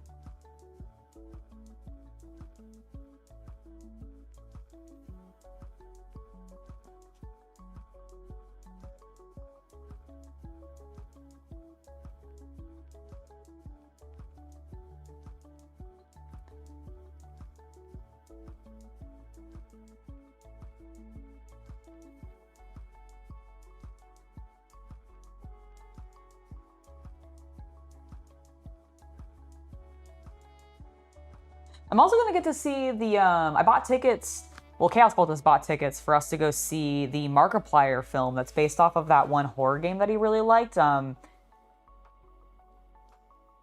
I remember is there's a lot of blood in the trailer now. The concept of the game is you are a submariner of some variety. Basically, you're going down in like this submarine that is falling apart, and you're going deeper and deeper and deeper, and horrifying things just keep happening. And I can't think of what it's called now. I'm gonna look up the name of the movie, because if I just type in Markiplier movie, Iron Lung. It's based off of the game Iron Lung, which he was really, really fond of. And he's actually made a full feature-length film, and it's going to theaters in limited, like, well, I don't know if it's going to like big box theaters, but we're getting it in one of our like local, like cute old-timey theaters. I'm so excited to see it. Talking about Iron Lung. Excellent, yes. I can't remember, did he get an AMC deal or anything with that? Or like, is it just going to like no idea. Indie theaters? Okay. We have an indie theater seating, so I don't know. Yeah, no, I'm very hyped for that. February's gonna be fun between that and the BB No Money concert. Mm-hmm.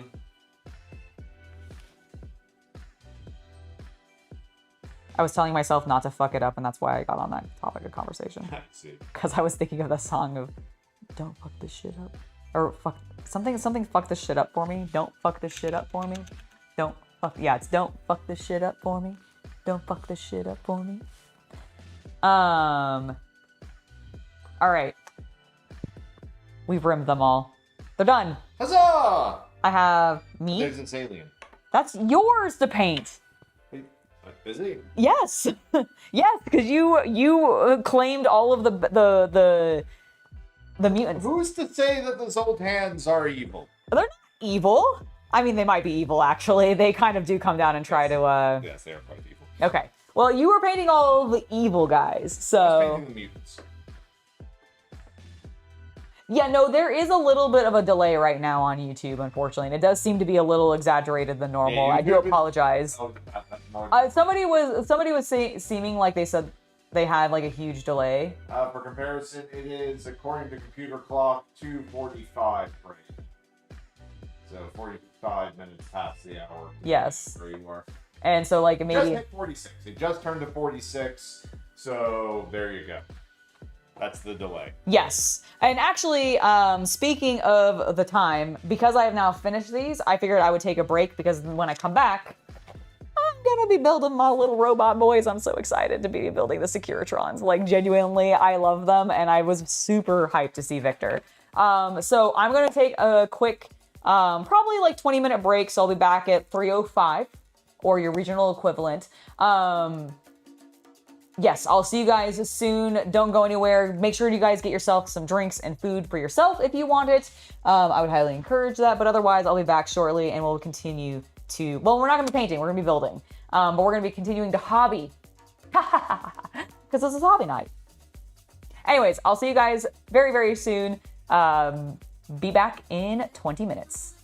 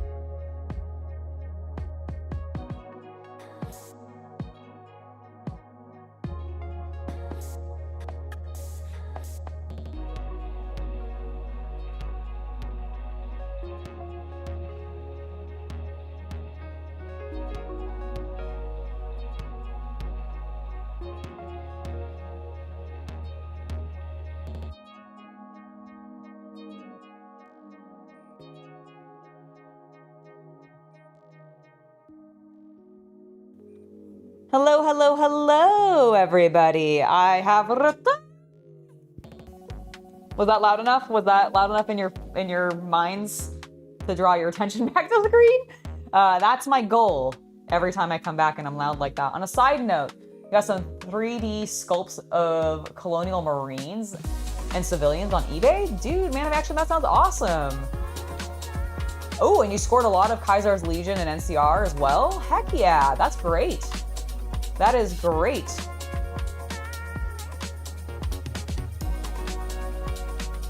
I have no idea what you just said, my Japanese friend who just spoke in chat, but thank you for your comment. And if I can remember to go back and translate this later, I will. But thank you, and I hope you're enjoying the content. It's lovely to have you here. All right, we are done with our beautiful miniatures. We're done with them. Focus, please, camera. Focus, you can do it. I believe in you. I believe in you, focus. Focus. I know there's like me in the background, but could you please? It's like, no, I cannot focus. There we go. So here's two of them. Here's our last two that we were painting. I'm just bring it too close. There we go. Boop, boop, boop. Looks good. And then our final two characters. Maybe, baby. Maybe, baby. Miniatures are fun, aren't they? Oh, is that what the translation says?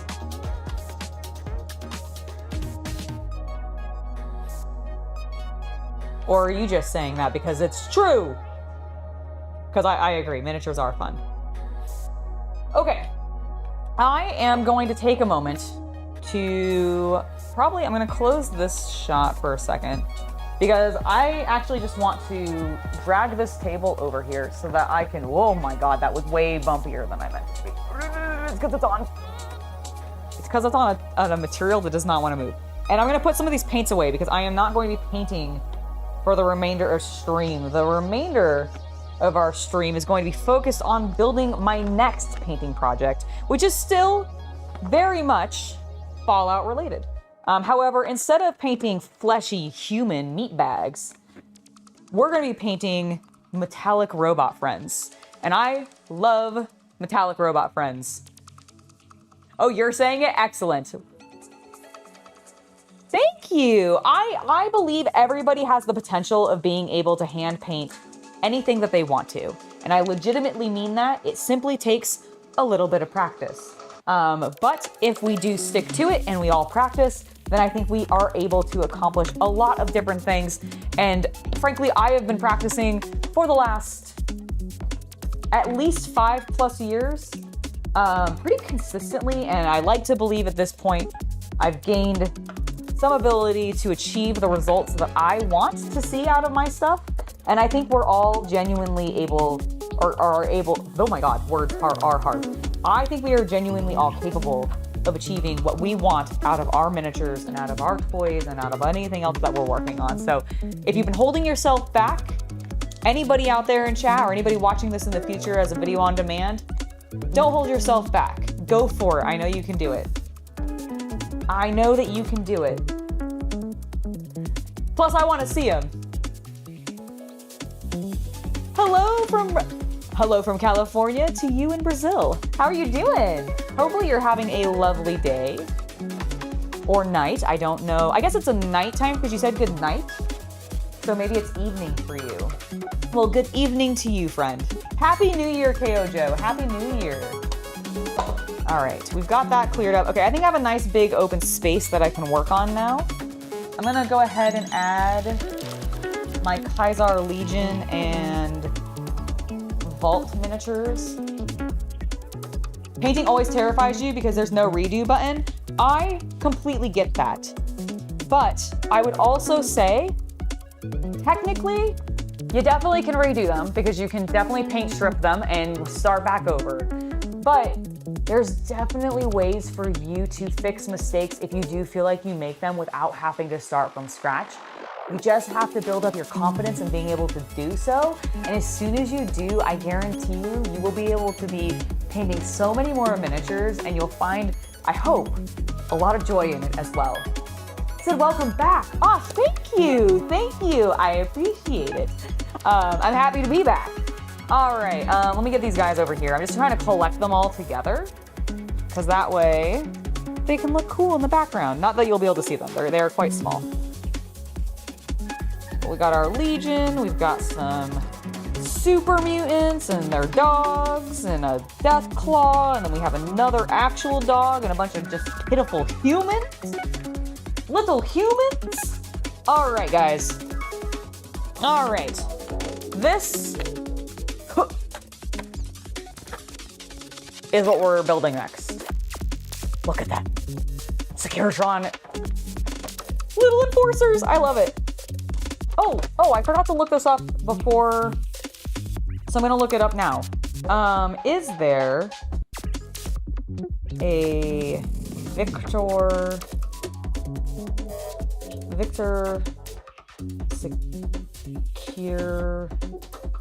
Securitron. I always fuck up spelling it. Figure. Okay, there's a McFarlane Toys version. But is there a specific one?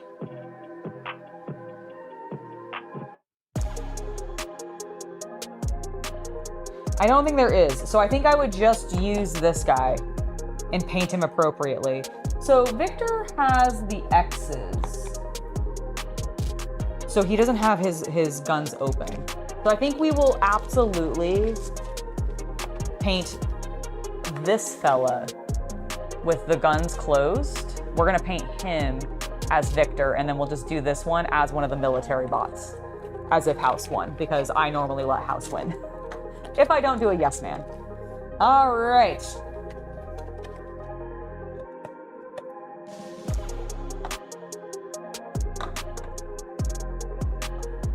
It's completely behind me.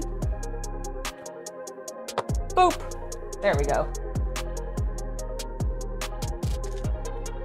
Ooh. Woo!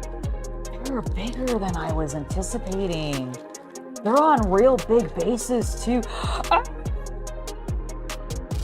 That's so cool. Look at their little faces. Oh, hold on. I don't have that camera on. Look at their little faces. Oh my God, that's awesome. So you can have a blank, you can have the military guy, so I don't even have to paint it. What's the other one? What's the, oh, it's the cop one. I could do the cops. Ooh, maybe I'll do some cops and then Victor. We're pre-house winning. Sorry, that was probably a very loud scream in your ears. I realized I was very excited. I was very excited.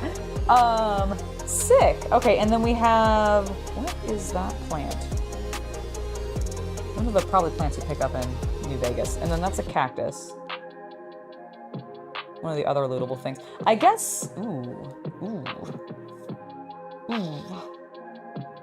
I guess this one, I mean, that's in the desert, so I guess it's not actually, man, I kind of expected one of these guys to be on more of a, like road, like New Vegas road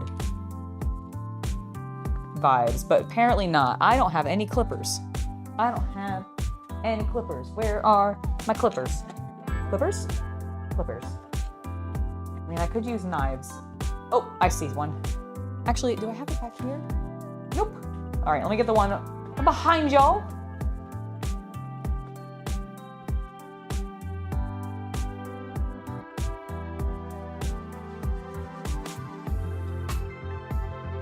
Oh, thank you. I appreciate it.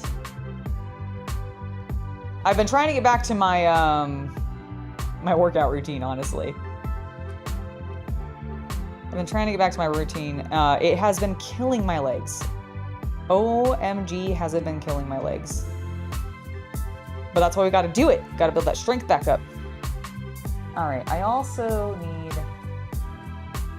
my file, but that I do have. How soft is this resin? Decently firm, actually. That's great. I don't have to be as worried about taking too much off if I press hard. And I can press a little lighter to just glaze stuff off.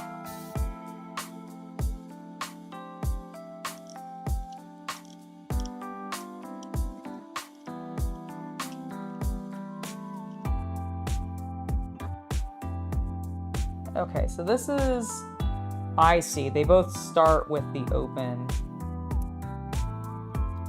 cases and we can just cover them ourselves, noted.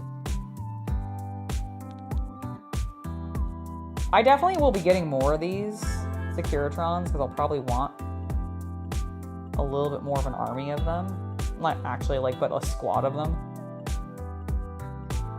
So I think I'll probably do both of these ones with closed cases, and then we'll go ahead and do the other ones. Oh, I guess I should bring this. There we go. Now we can see what I'm working on. Sorry, I forgot to bring the second camera back.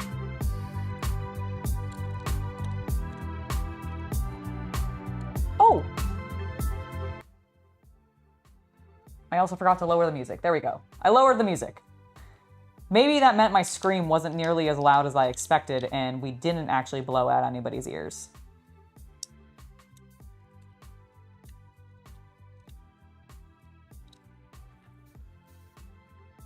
Okay. Okie dokie. Got it. There's a little peg. You're back! Oh yeah, Securitrons, some of my favorites. I do actually really enjoy the robots in the games, period. I was about to say Fallout New Vegas, but really all of them, because Securitrons are everywhere. They're just, we got very fun, specific ones in mostly Yes Man and Victor in Fallout New Vegas. Okay, so these, one goes here. However, we need to clean up this edge.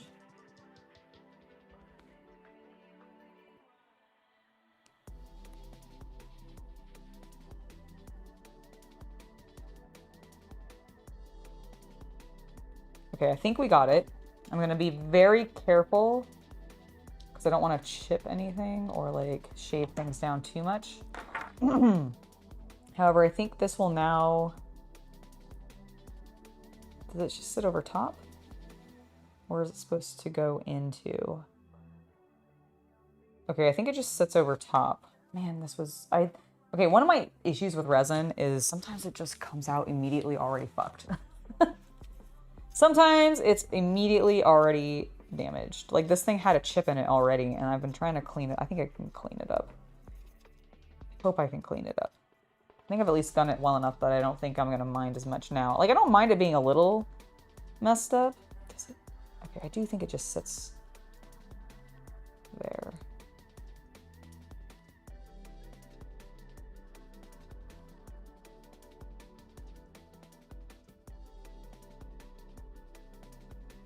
Okay. Do we have multiple of those? We do.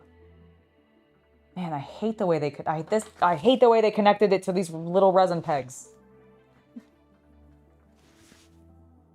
Thanks. I'm actually, this cosplay is one that I'm going to be taking to a con in April. I have a couple of other like accessories that go with it. I'll probably bring the Pit-Boy for a little bit. I might use the smaller, lighter weight one that the costume actually came with instead of like the big actual chonky one that I have. But I'm really excited about it actually. I have also a fun like video idea or like short idea that can go along with it while I'm out. So I'm hoping that will go over well and I'll be able to successfully do it because I'll be by myself. Well, I'll be with some friends and everything, but Chaos Cultist won't be with me because he'll be looking after Kita. Okay, I'm gonna try to get, I'm gonna actually use a blade and we're gonna try to get this off a little bit more cleanly so that I don't accidentally, because I would like Victor's to be pretty good looking. I don't mind if the other guy's is sort of messed up. Okay, I think the first thing I need to do is get this wheel off though, because it's so big and chonky, it's actually hindering my ability to do anything. Oop. There we go. That's great. Should probably clean this one up real quick while I'm thinking about it too. There. Boop. Boop. Love it. Okay. Back to trying to do this gently. Oh, okay. At least it didn't, oh, it's still kind of funky. But that does look like extra, so maybe just do that and get a little bit of a nice clean.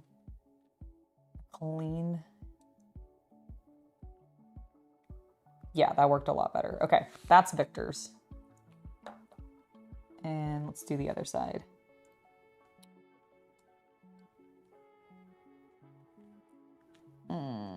Please don't fly, please don't fly. Okay. I get really nervous about using just a straight edge to do this cleanup. Like, I understand it can be very buttery smooth when it's done correctly and it doesn't like fly all over the place, but I've had so many instances where it's just been like flying wildly. All right, that looks great. That looks great. Let's go ahead and glue those into place. Do I have glue? Is the question. I thought I did. Yes, I do. It's over here.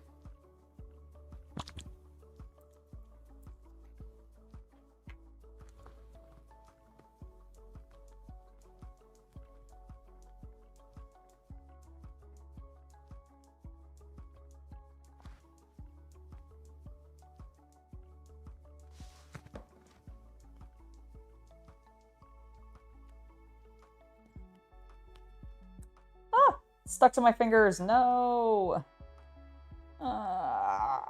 Pain in the ass. Oh, it's such a pain in the ass. Okay, you can do it. Don't stick to me. Stick to the other bits of resin. Did it take my skin? I think it looks like weirdly colored. I think it took part of my flesh. The models have consumed me.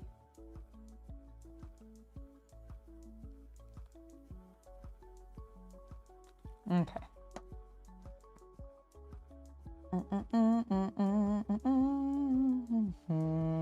That glue around. Get it on every surface. It's now touching my fingers again. Get it off. Okay, go. Nudge it. Nudge it into place. Angela. Nope. Okay. Why does it always want to stick to me more than it wants to stick to itself? Oh, I'm sticking to the... Oh, God, I think I left a big imprint of my fingers. Please stop fighting me. Please stop fighting me. Please stop fighting me. Okay.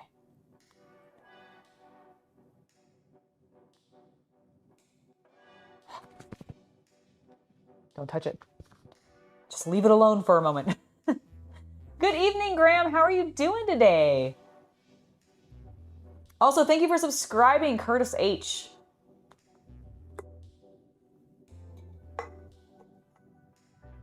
You know a guy that's been doing costuming for years but still can't handle super glue safely? I mean, the nice thing is other than it like really wanting to secure your fingers to each other or whatever else of your flesh that you touch or the other fabric materials that you may accidentally touch, which is like don't touch the costume, Angela. Don't touch the costume.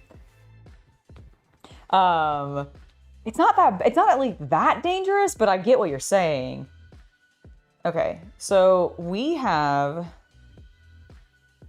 this little bit, and does it look like it's got a front or a back?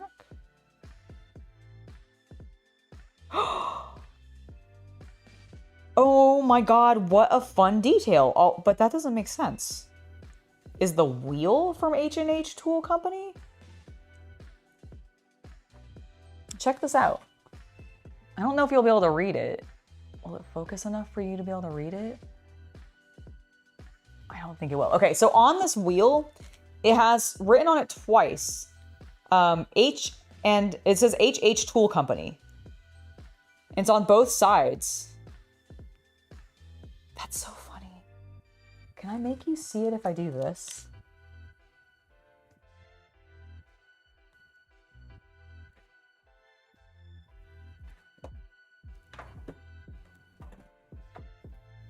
How goes the Securitron? Good. I noticed a fun thing on their wheel. And I'm seeing if I can get it so that chat can see it better. I think this will work. Oh, I thought you were using a Dremel. No. I'm using a pen. Because I want this text to show up. Oh, you actually say like Rob. No, it says H&H Tool Company. Which I find interesting. I'm like, does that mean the wheel? Probably the tire. Like the tire specifically? Was made by House's brothers. Yeah. Like, you can't, it's not focusing enough here. Maybe if I do this one. Oh, there we go. You can kind of see it there. And yeah. put it on the macro. Oh, I did, but I don't have the thing to go in front of it to make it the macro right now. Because I was trying to do it there and it was not wanting to. Did it do it? It's not doing it, no. Because this camera's made for soldering boards. It should work. I thought you had to put that little lens on it to get it to go in the super, super close. Oh, you're right. Yeah, but it works on the other. Like, it was working. Do we have it? I believe it's in there.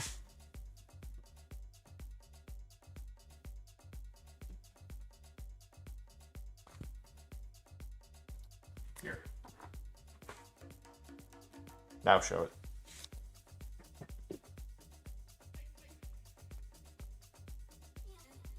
See, it says H&H Tool Company. Oh, it's flipped is the problem. I see. Yeah, it is flipped. But yeah, I know it's flipped for you right now. But I know it's backwards for you guys right now, but it does say H&H Tool Company. what I can do is... Oh, there you go. There you go. But yeah, see, H&H Tool Company. Here, it actually shows better with just the white. How cool is that? That's actually, like, I hadn't noticed that, but that's like a fun little bonus. Do I do my own sewing? No. Macro lens. No, I do not do my own sewing. And yes, that macro lens comes in handy sometimes. Oh, and also look. It comes with faces. Nice. Like they actually have I think. And one's gotta be yes. Yeah, well this one's yes man, but I'm gonna use the blank one, I think, to do Victor. Okay. Or try to do Victor. Try it. The problem is like why did they just give me a Victor? Well, jerks. Best guess, possibly when they were licensing it, Black Isle. I don't know. Yeah, I was like, cause like I looked, there isn't one as far as I can tell. Oh, you know why? Why? I bet Victor's a character mini. Oh, does he maybe come with like? No, but he might have a very specific, like slightly chipped or something chassis, but then he has specific rules. Oh, I see what you're saying. So I think that's why you're not getting Victor. Okay, maybe that's what it is. Okay, they do look identical, this wheel. I don't think there's a difference, so... Yeah, I don't think that should matter. We'll just get some glue in there. And swirl it all around. And then we're actually gonna grab the other one, and we're gonna put this one on that one, because I got way too much glue in there. I have tiny clamps if you need them. I don't think I'll need to, because I think I can just put it, honestly, upside down, because they're pretty, yeah, they're flat. Oh, they're pretty flat. I think I want this guy to kind of look like he's driving he's starting to go in a different direction. Do they always stay, does the wheel always stay forward with the face? No. Okay, cool. They can strafe and such. I kind of want Victor to look like he's, like, strafing. So you are still going to try and make it Victor, even though there's probably a different Victor. I need to do research. I guess my question is because I'm like, I kind of wanted one to be a soldier and one to be yes man. I'll do that for now, and then I'll get more later on. Because I assume, like, if they don't have a Victor specifically, then I do want to buy another box and make one of them Victor. I'm just wondering if he comes in a set that's, like, not just Securitrons, but like is a Lucky 38 set or something like that. Like, oh, well, no, they wouldn't do that. I've never really seen Modifius or any other game companies really do that unless they're doing like an actual box set. But I was like, oh, well, what if he comes in a terrain set? Because he comes in with some like New Vegas terrain.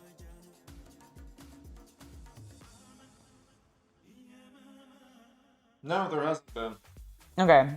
There's also not much much New Vegas support. Oh, in the game. Beyond what already exists. That makes sense. It was probably something they were allowed to do maybe like a little early on, but now they were like 76, 4, and the TV show and nothing else. Well, Victor's on the TV show, so maybe that's also another thing. Maybe he was getting saved because they TV show stuff. Hello, Dominic. Also, it's unlikely that a tabletop company is really that privy because historically, that's where leaks happen. Like, that's how Star Wars and a lot of other big IPs had, like, spoilers for the movies come out. Oh, it's through the games? Toys. Ah, the toys. Ah, that makes sense. Yeah, I have heard of that happening. Because, you know, action figure company has to have the dude's face. Yep. To get it into manufacturing. Well, yeah, wasn't there, like, wasn't there a toy for some, like, movie? Please be careful. I will. Why don't you use your Dremel for this? Because I don't want to, because I'm worried that I'm going to go too deep into it. This is very, like, soft. I see. And I don't use the Dremel very often, so I'm not used to... Fine, give it to me and I'll try it. No, do what you're doing. Oh, good. Well, I think I just need to use clippers.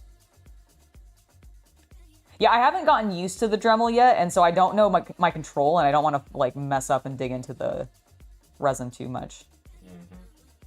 What I need to do is I need to find some miniatures that I don't care about that I can practice on.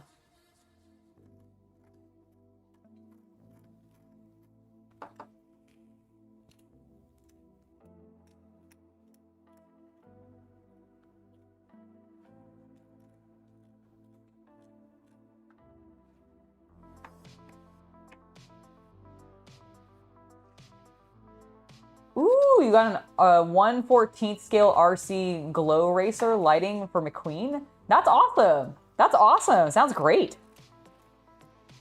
Are you gonna modify it at all, or is it? Are you just going with it like as is? Like as it comes in the kit.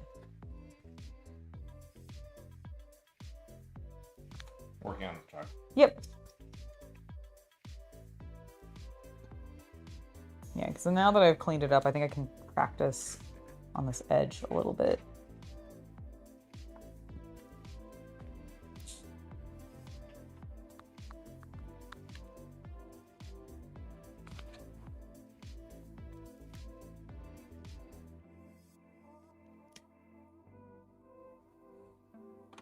Actually, I don't remember how I typed the damn chuck on this.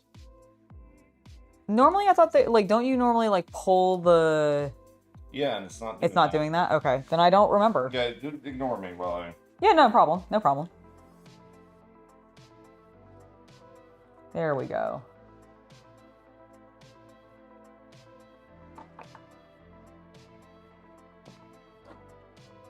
I bet that probably happened a lot with the Marvel movies, actually. Leaks happening. Being stupid.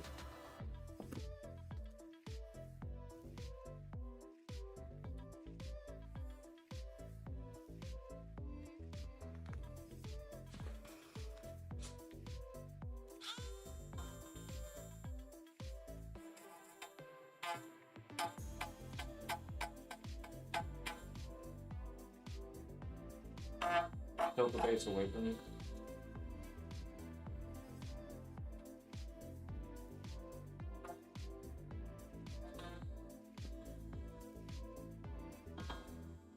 Terrifying. Is it? A little bit. Okay, then don't do it if it's terrifying. You It's don't not- want to do that. It's not actually. You definitely need to learn control with it a little bit. You can turn the speed down. I think I have it. Oh, I see. Okay, yeah, I'm just gonna go really... Okay, yeah, that's a bit better. Because I was... It's a very rough grid of sandpaper, too, so... That is fine. I was just I felt like I was taking like a little bit too much off. Yeah, that feels better. That is so much better. All right, thank you. Resin everywhere. Yeah, Sorry. no, it's fine. Sorry. I didn't realize there was a drawer open behind me. My fault. Okay. You want to wash your hands? No, my hands are fine. I think I'm okay. I just wanted to get the resin off my legs. Okay, bases are cleaned up. Boys are... So rather you do that than use the X-Acto knife to clean it. That's fair. That's where I stuck my hand and took some skin off. What? No, I'm kidding. What I did is I think I had other glue on there and it got stuck to the model as I was holding it. Okay, let's get Yes Man's face. Do the faces you want. I'm sorry for... Oh, no, I'm going to. I do think I'm going to use the... I'm gonna do the easy thing and use the ones that they've provided for me.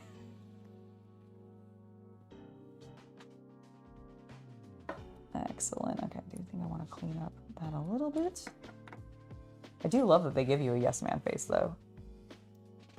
Give me the Victor face. Oh, I meant to tell you, you're back at 1K. Oh, excellent. Hell to the yes. Got like 40 people in chat last time. Really? That's awesome.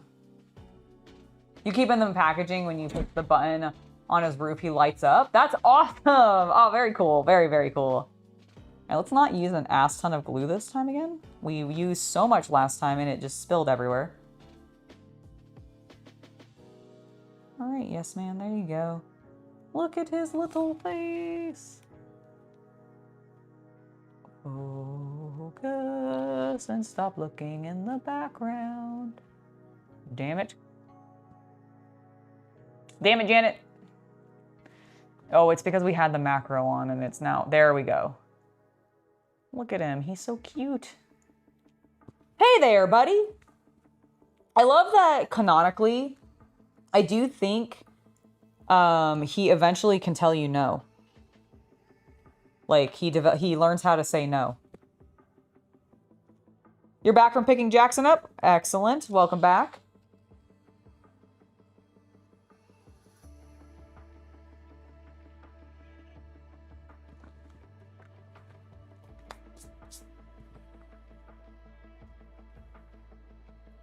Oh, I need to give him arms. I'm like, why does this look weird? He... Oh, it's more of that plant. Got it. Okay, well, let me get that glued in place, because that's easy peasy lemon squeezy. Little hole there. We'll put this going right there. Put way too much glue in there again. Egypt.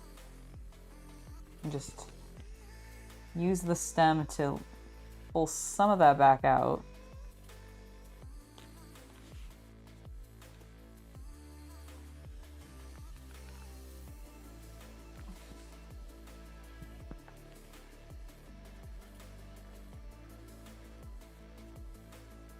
There we, okay.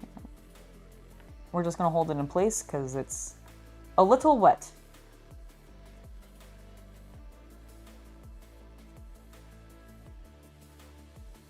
It's a little bit more damp than I needed it to be. Hello, Nero Dragonlord, how you doing?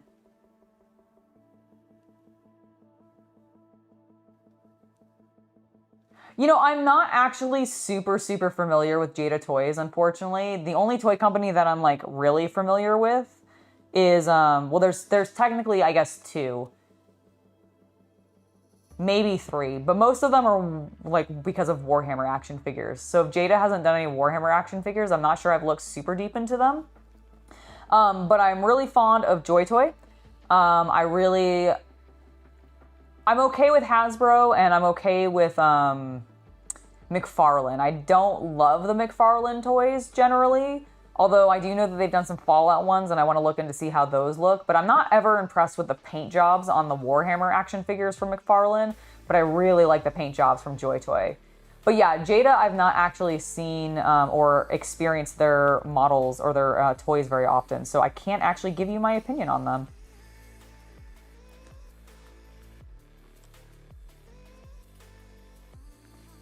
Does that look okay? I don't like how much it's leaning. I don't like how much it's leaning. There we go. I think I got it to be upright. If I just don't move it. Oh, I moved it. I say as I'm handling it. Oh, fuck. I'm stuck to it. Now I'm stuck to it.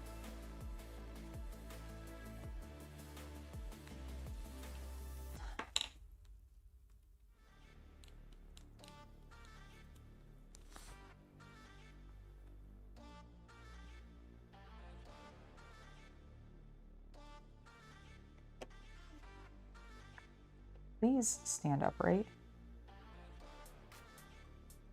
Put that away so I don't accidentally hurt myself.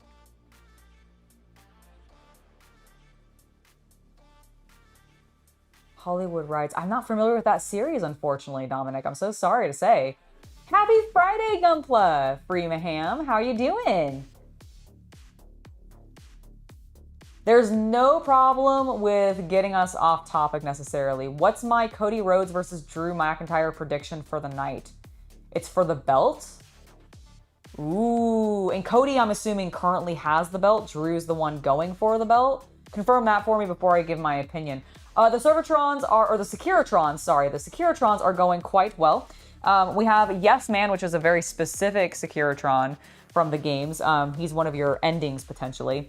And so I've built him, and we're going to give him arms now. I think we're just gonna give him, what does Yes Man's arms, and what actually arms does he have?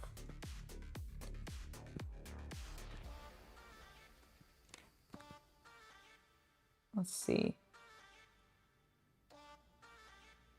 God, I really hope they make a victory. Howdy, folks, we got the Chaos Cultist special. See, ladies and gentlemen, if you go ahead and donate your savings up to, let's say, 5 memberships, then our fine senorita here is going to review for you all live some sarsaparilla. It's not quite high enough in frame, but there it is, folks.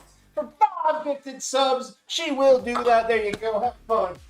Okay, well, apparently I'm going to sample Sunset Sarsaparilla for you. Yes Man is a better chat GPT. No, he's not. Because he's not a chat GPT. I think kind of. I love you. A little bit. I mean, I guess so. Isn't he just exactly... He's sort of like that one version that, like... Really glazes everybody? Yeah, I was going to say that. It really glazed everybody up and just agreed with everything that they said. Listen, we don't need Yes Man compared to ChatGPT, because ChatGPT already is a little bit of a glazer. And so is Yes Man.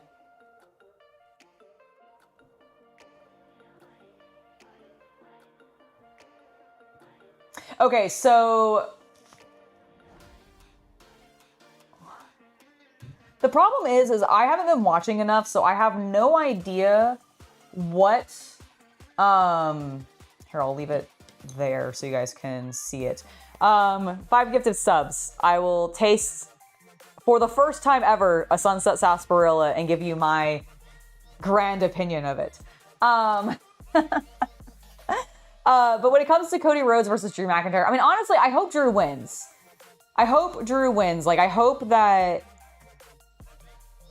Like, don't get me wrong, I like Cody a lot. I'm a big Cody Rhodes fan, but I think it would be more interesting at this point if Cody lost and Drew won, because Cody's never lost to Drew before when he's gone for the belt, so that would be cool.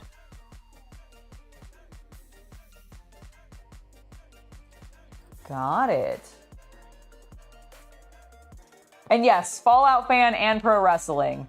I'm into Fallout, I'm into pro wrestling, I'm into Warhammer 40k. Like, he is very funny. I completely agree with you. He is very, very funny. Now, ladies and gentlemen, let me tell you on the Sunset Sarsaparilla. This Sunset Sarsaparilla comes from the finest of sweatshops in the Mojave Waste. I can guarantee you that at least one mutant child has handled your bottle. And there is the first gifted membership from Heaven right there. Thank you very much. Welcome to the Legion Sierra 3. We are but 4 memberships away from the fine senorita sampling some Sunset Sarsaparilla straight from the sweatshop of, what's Maximus's friend's name? Thaddeus. Thaddeus, thank you. Thaddeus and Maximus, straight from the Thaddeus workshop himself. Jones Thaddeus, I think that's the name, because that's what the name on the bottle says. So, oh my God, yes, there you go. Oh my God, Jones Thaddeus. There you go. Thaddeus Jones. Thaddeus Jones. Oh my God, yeah, because I think that Thaddeus is his first name. So maybe it is Thaddeus Jones. You heard Sunset is really good? Well, awesome. Maybe if I get to sample it tonight, I'll let you know if that's true or not. The Emperor protects. Praise Space King.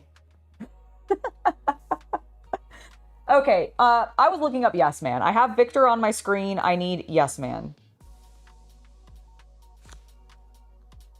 Yes Man.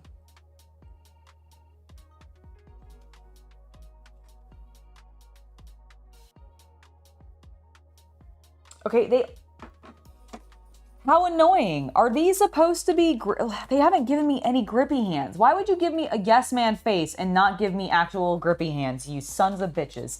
Okay, so how do they do this? So they just put the 2 2B arms on the Yes Man figure, and then they put the 2 short stubby arms on the Securitron that's been militarized. Is that accurate? Is that accurate to the Securitron military Securitron?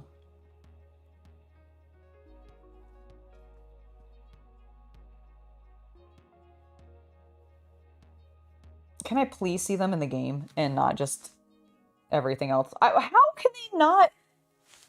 How do they make this set and not give them the grabby hands? That blows my mind. Securitrons always have the grabby hand. Because I think they just go like in and then they bring them out and like change what it is. Okay, I guess we're just gonna do the same thing that they did because I don't know. I don't know anymore.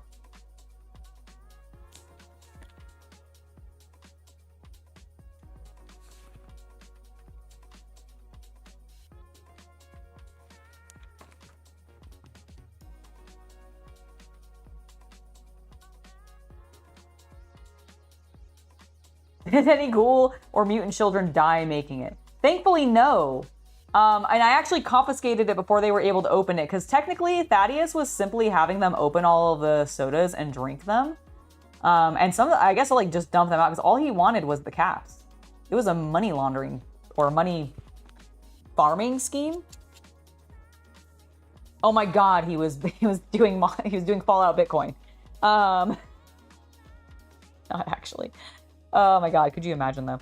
Stupid. So stupid.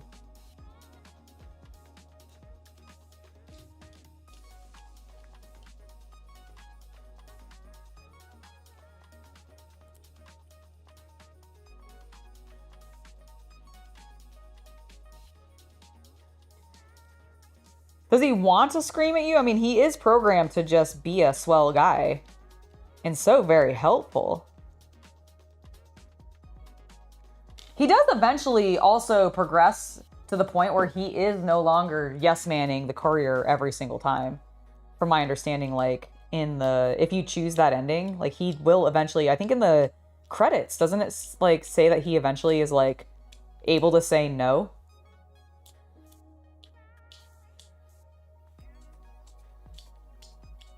And then he occasionally starts, like, sounding like an executive or something like that. Because I just assume he's actually kind of fused with House, realistically.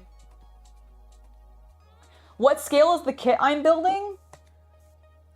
32 millimeter. I don't know what that is in, like, the 1 to whatever. I think it might be 100 something. But I am not 100% sure. Well, howdy there, folks. God, he's got such the cutest face.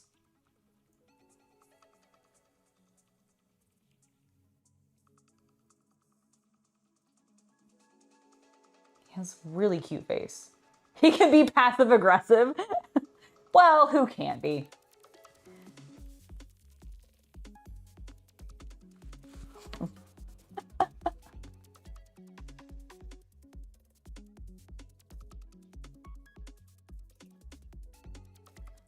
You know what? I was stupid. I didn't finish cleaning up the mold line on that.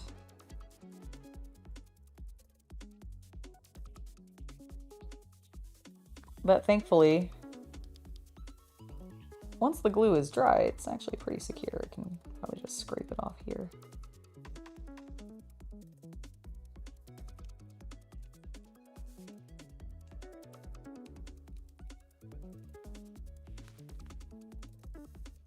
You need to go? Well, no problem, Graham. We'll see you next time.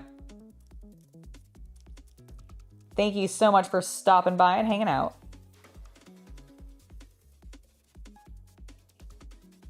Yeah, what a good boy.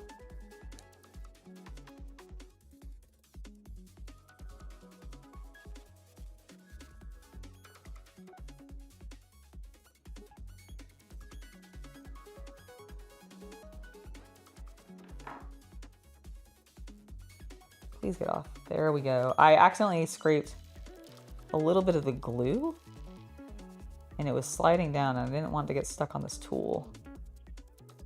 At least not on the edge, because it won't dull it, but it'll block it from being scrapey anymore.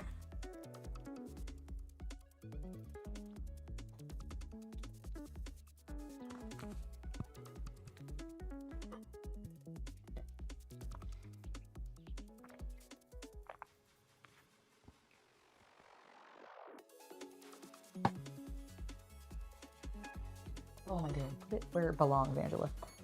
Okay.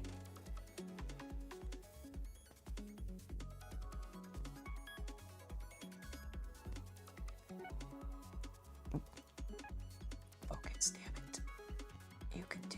You can do it. I believe in you, camera. There we go. Look at him. He's so good. I can't wait to paint him. Like, it'll be really fun. I am going to go ahead and glue him into his base.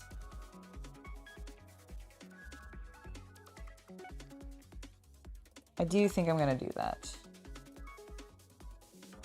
And I like him on this base.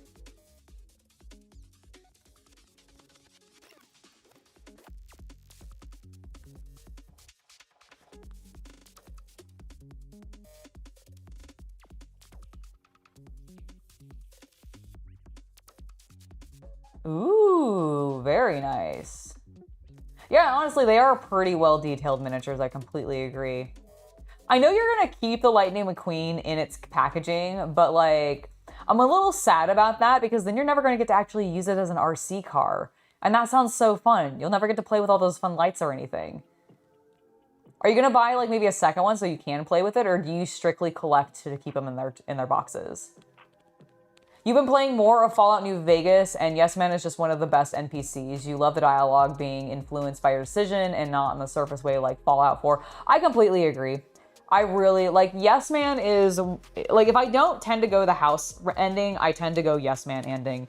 Just because I really do enjoy his characters so much. But, like, Fallout New Vegas genuinely just has really good NPCs. Like, I feel like they have very memorable NPCs in comparative to some of the other ones. Now, I'm not saying that there aren't memorable ones. Like, the Master's very memorable from 1. You have Frank... Oh, I've blanked on his last name right now. Frank Hewlett? Is that what it was? The guy who is the big honking, like, kind of super mutant, but not actually a super mutant, who's basically the Enclave's Atom Smasher, essentially, equivalent. So, like, he's really cool. He's from 2. I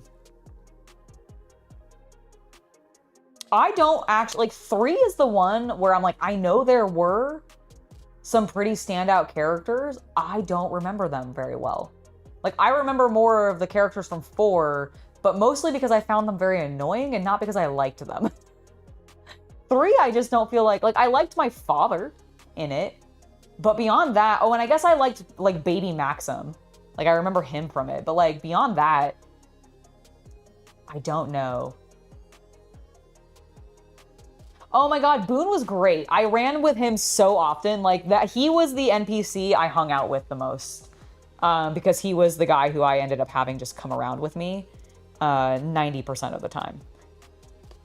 At least after I got him. Okay, let's get our let's work on our other dude. I'm gonna bring this a little more forward so it's less in my way. Hello. Still not. Still not. Nope. It was worth a shot.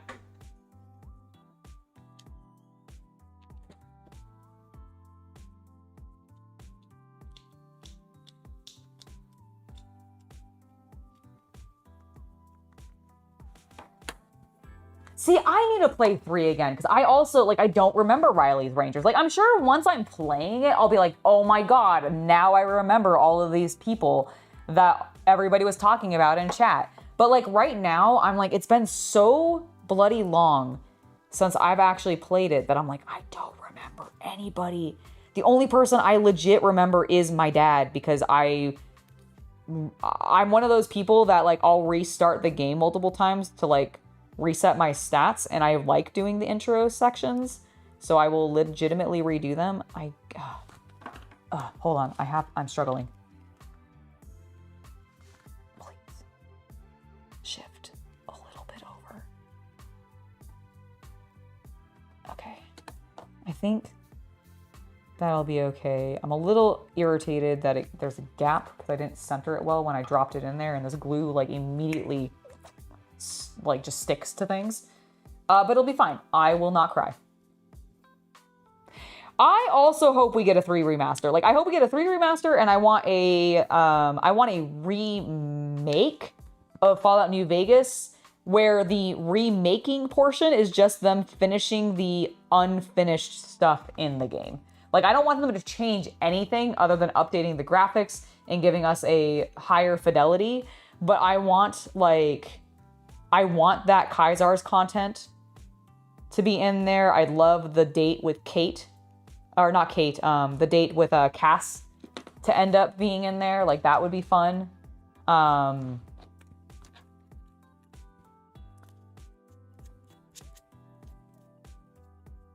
Moria Brown sounds familiar. What was she doing in Fallout 3? Was she one of the people that you ended up meeting with, like, on your way to try to find your dad, and she, like, knew him from the past or something like that? Is that, like, that vaguely sounds familiar to me, but I'm not sure if that's actually correct or if I'm making that up. You strictly collect, but if you ever come across a second one, you unbox it? Nice.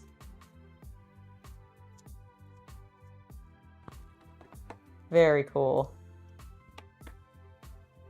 All right, let's get his arms in place. I'm gonna leave. Moira's the Wasteland survivor. Oh, that's right. That's right. Moira, the Wasteland survival guide woman. Yes. I always do her quests for her. Like, I always do all of them. I like Moira a lot. Do they have a mini for her? That'd be fun.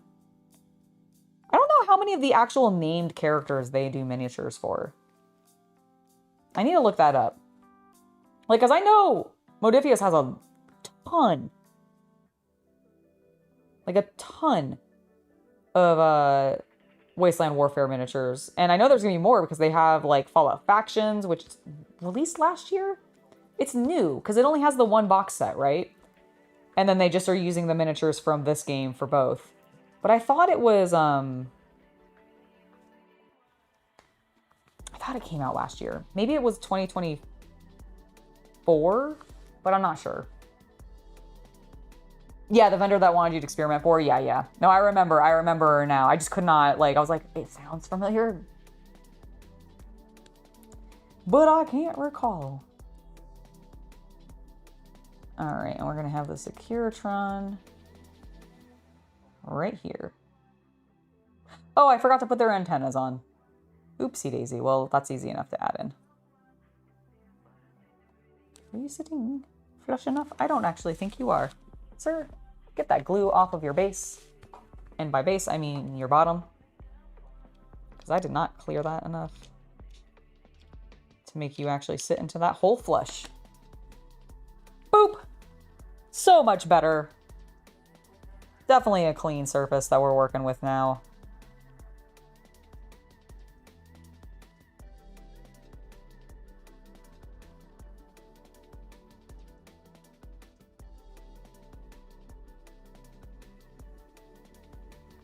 Yeah, 3 remastered would be great. Because I also been wanting to play it again anyways, so that would be fun.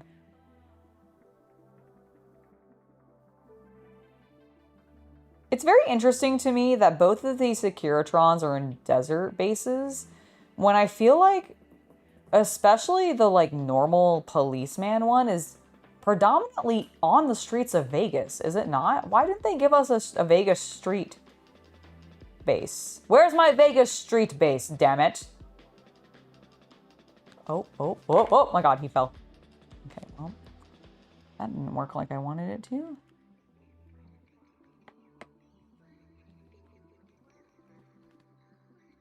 Secure yourself, sir. You're a Securitron after all. It's ridiculous that you can't secure yourself. It's literally in your name. I don't know what to do after this. I have roughly an hour left and of when I normally stream, but I do not want to hand prime these. I need to wash them before I prime them. They're so chonky, they definitely are going to have release agent on them. Oh, I very much like Fallout 3 more than I like Fallout 4. The only reason I remember characters more from Fallout 4 is because I played it more recently and I found them more annoying. And so I just remember like complaining and being like, shut up, Preston, like way too often. So like, that's my problem with 4. I mean, my problem with 4 is I just don't think the story is very intriguing. But 3 is great. I really like 3. And I've not played... Oh my gosh, Havman, thank you so much for the 5 gifted memberships. You are being too generous, sir, and I know you just want to make me drink this soda. Why are you not sticking? Mr. Securitron, why are you not sticking? What the hell is happening? Please stick. Nope. He does not want to... What is going on? Oh, that's a shady cowboy. Man, we are here. We are going to see Angela's live reaction to some Sunset Sarsaparilla. Fuck, I moved it. Sorry, one moment. Let me... This guy does not want to stick. Yeehaw. Yeehaw! All right. Let me try this thing. So first of all, I just want to say that if you happen to pick her up, hold on, we have to back up. Havman, let me first properly say welcome to all the people you just gifted subs to. So, Mr. Zero Danny 1, Mr. E Player 88, Yota 151, Gast Ray Fex Frame, Gast Tray Rex Frame, 3616, and Robert Whitehead 2087. Welcome to the Hobby Night Legion. Thank you so much for joining us, and Havman, thank you so very, very much, sir, for gifting those members. I very much appreciate it, and hopefully they do as well. All right, so I have this really cute, I'm gonna close this for right now. I have this really cute Vault Tech cap, bottle cap opener. It's for the twist caps of these, which is really fun, and you can get it with the Jones Soda, like one of the sets, which is what we bought. Okay, I heard it. Do I need more? Do I need more pressure? There we go. Was it a star? No, but I kind of shoved it in there. I need to grab it out. Pliers. I'll get that later. I'll get the cap later. All right. Sunset Sarsaparilla. Show me it.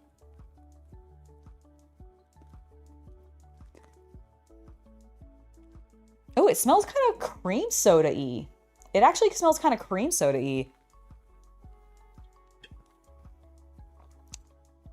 Oh my god, it is just a cream soda. Sick.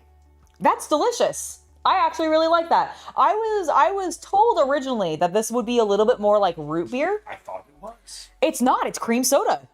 Oh, but there is?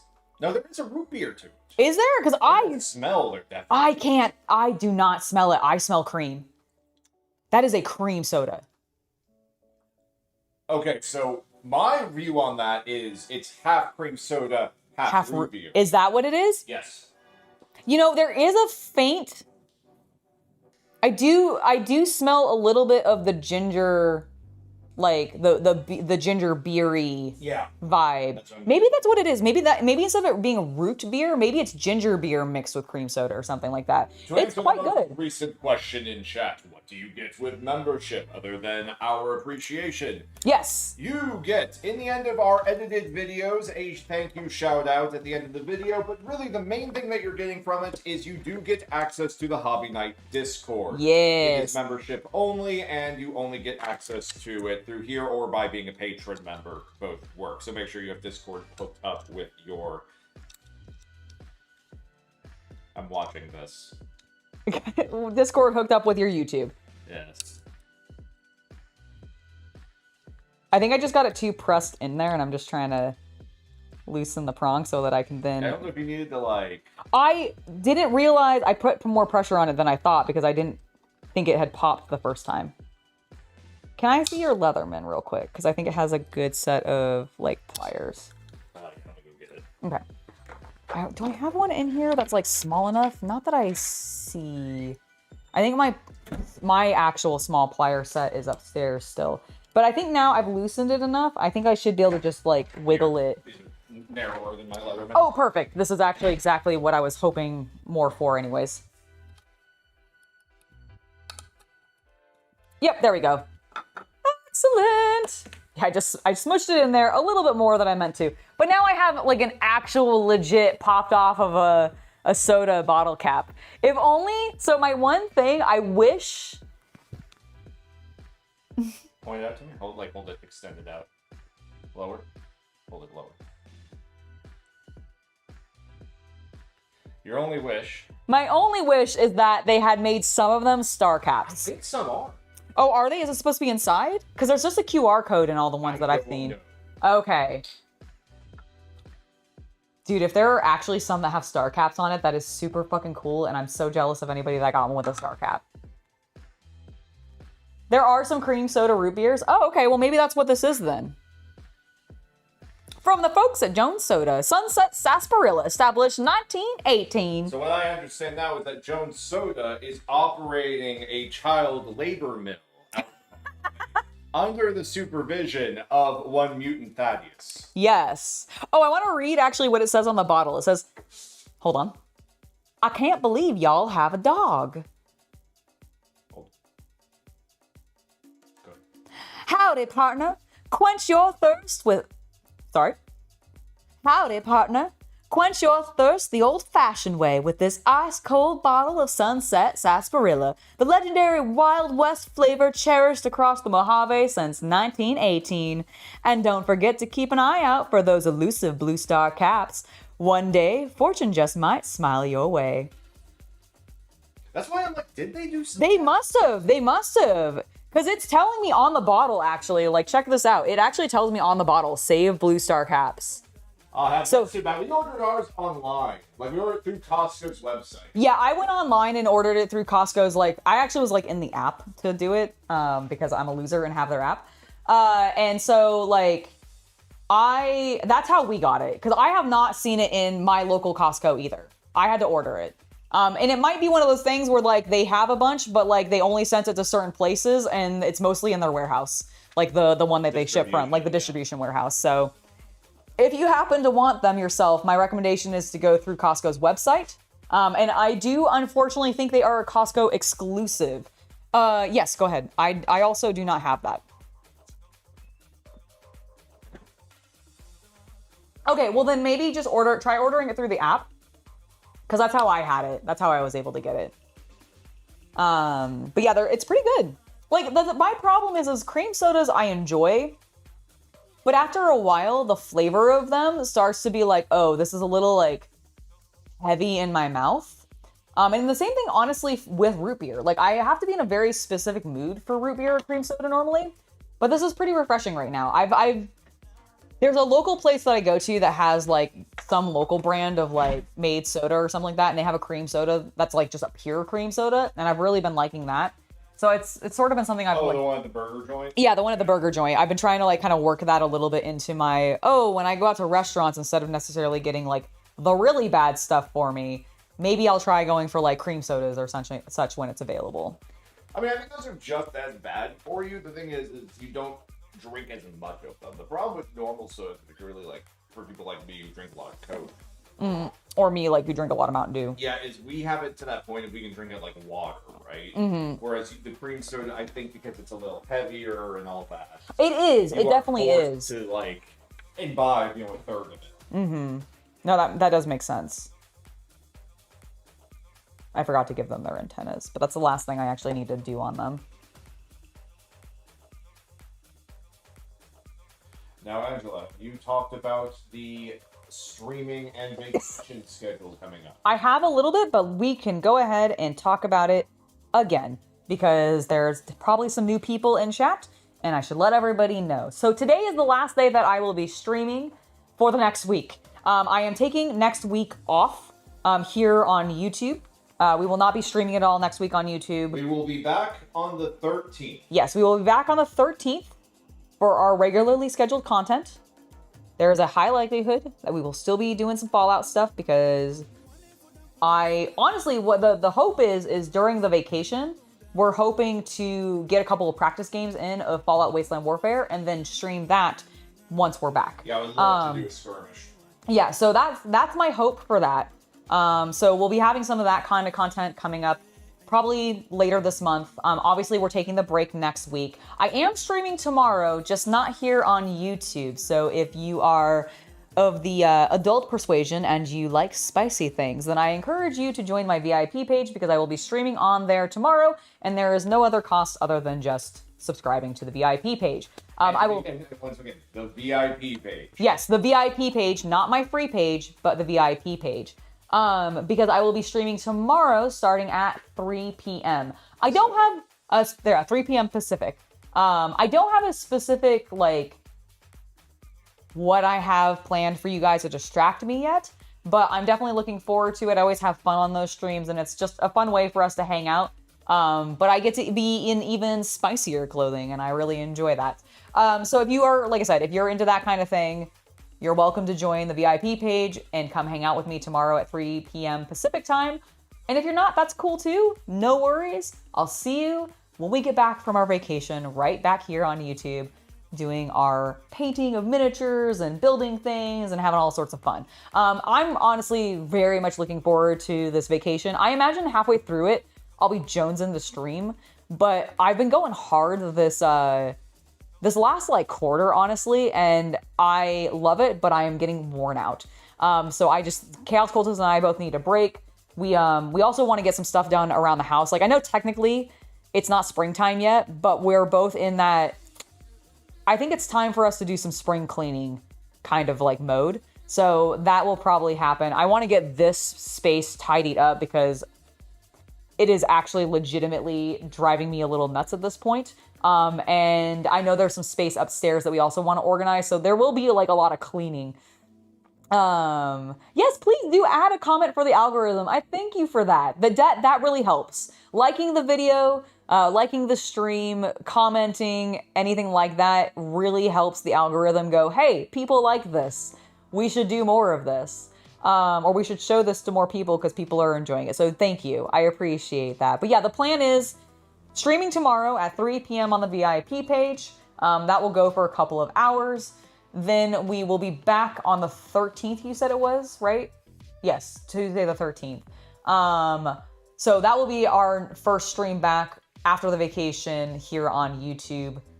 And yeah, that's the plan. You will still see content from me over the vacation, just not specifically live streams or YouTube videos. I'm sure you'll still see some shorts. We literally got 3 different shorts before we actually started streaming today. So you'll probably see some of those come out over this next week, and you'll still be seeing me posting on like my Instagram and my Facebook and my Twitter and all of that stuff. But we won't be actively like doing these streams. And then hopefully I'll have just like some additional news to be able to tell you guys about, like give you a little bit of a heads up of like what my plan is. I know that we are focusing our content a bit more on the streaming, where our video content, while it's still going to be happening, is not going to be quite the same as it used to be. We're not going to be doing quite as many like small scale painting tutorials. I want to do like larger scale painting tutorials, just because I find that gets a little bit more engagement, and frankly, it's a little bit more engaging for me to work on at this point. So yeah, I really am looking forward to it, and I'm really glad that you guys are liking the VIP page. Thank you so much for being here and hanging out with me over there, because I very much enjoy it too. It is a fun place, and I get to let loose over there, and I very much appreciate that. It's as much as I love being on here on YouTube, there are some restrictions that are sometimes a little bit sad.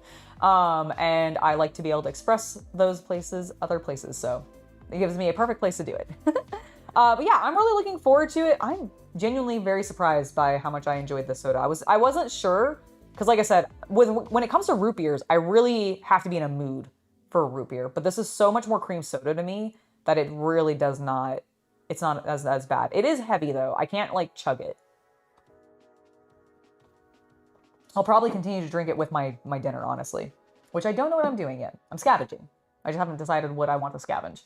But yeah, I think that is all the information I have about the upcoming schedule. We've talked about how we're taking a vacation. We talked about how we're streaming tomorrow on the VIP page, and we talked about the date we're coming back from vacation, which should all be quite good. I have 45 minutes or so left. What should I do? Dance.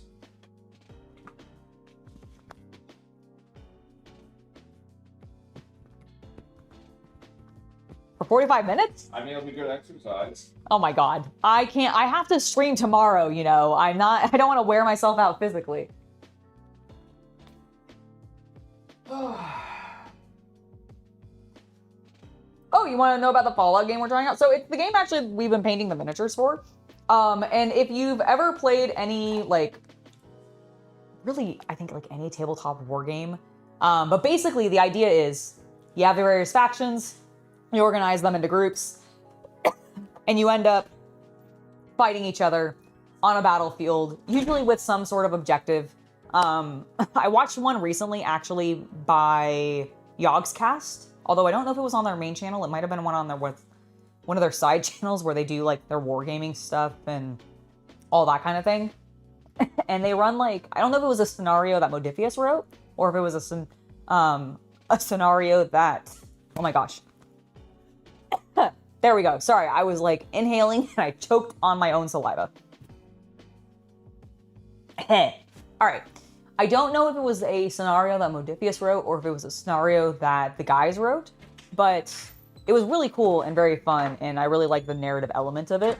And I imagine that's probably what we'll end up doing a little bit more so once to use the computer there. Okay.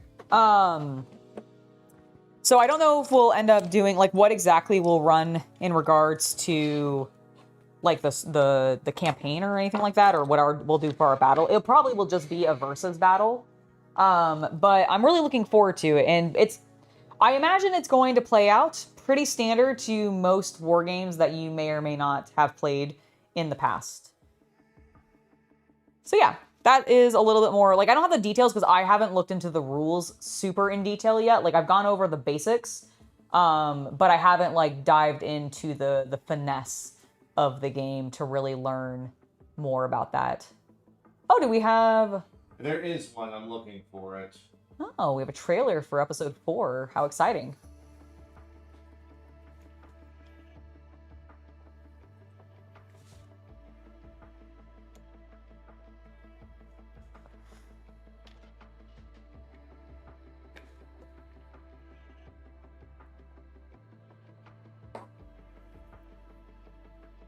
Checking that it's real and not like... Okay, yeah, that's new footage. Interesting. Sorry, I'll bring chat back for you in a second. Yep, there you go. You can, but it's a lot more expensive there, from my understanding, because I did see that. It was difficult for us to find it on... Oh, you know what? We did order it through the website. I just had to log in because we couldn't find it on the app. So go ahead and try through their website, like on an actual browser, and look for it that way. Because I remember we struggled to find it, and then eventually did, and then I even had to like paste the link and end up getting it into a browser because I couldn't get it to like load properly like on my phone, for example. So you may need to use like an actual laptop or something on your browser to find it. But yeah, I mean, you can get it from Jones Soda directly, of course, but I do think it's a little bit more expensive, and you don't get the cool bottle cap bottle opener.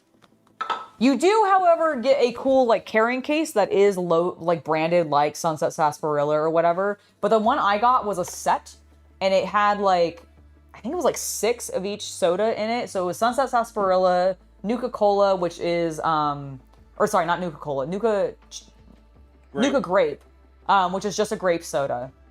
And then they also have Nuka Quantum, which is a blue drink, which is a blue raspberry lemonade drink, from my understanding. So very, very cool. The Collector P, I am doing quite well. Thank you for joining the stream. Honestly, it's been a pretty good day. I have been getting a lot done. I finished up my Fallout main characters from the Fallout Wasteland Warfare core box set. So they are now complete, and I'm actually quite happy with how they look. And then I started and finished building my Securitrons, which I don't know how focused they are right now because I can't see the screen. So hopefully it's focused on it. Yes, it is. Perfect. So I got one there. So I built one with the army face, like the army man face as if house one. And then I built one as a yes man. So that's why I've set up now.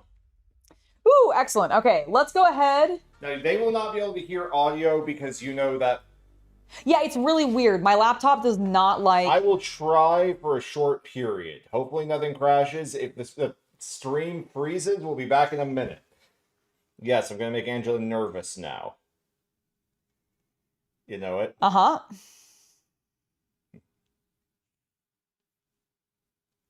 Thank you. Yeah, they're really good models. They're resin models from Odysseus Entertainment, if you're familiar with them as a miniature company. All right, we're going to try. All right. We're going to react to the trailer. Yes. I know that you came to Vegas to kill me.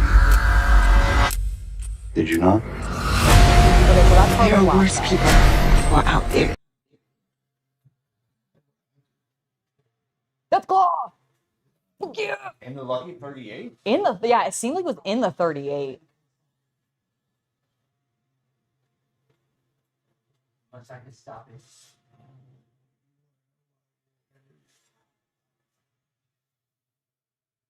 Why was the doctor standing so menacingly? No. I think it may have crashed. Oh, it did. All right, folks, if the stream is still going, we were probably about to crash. Let's find out.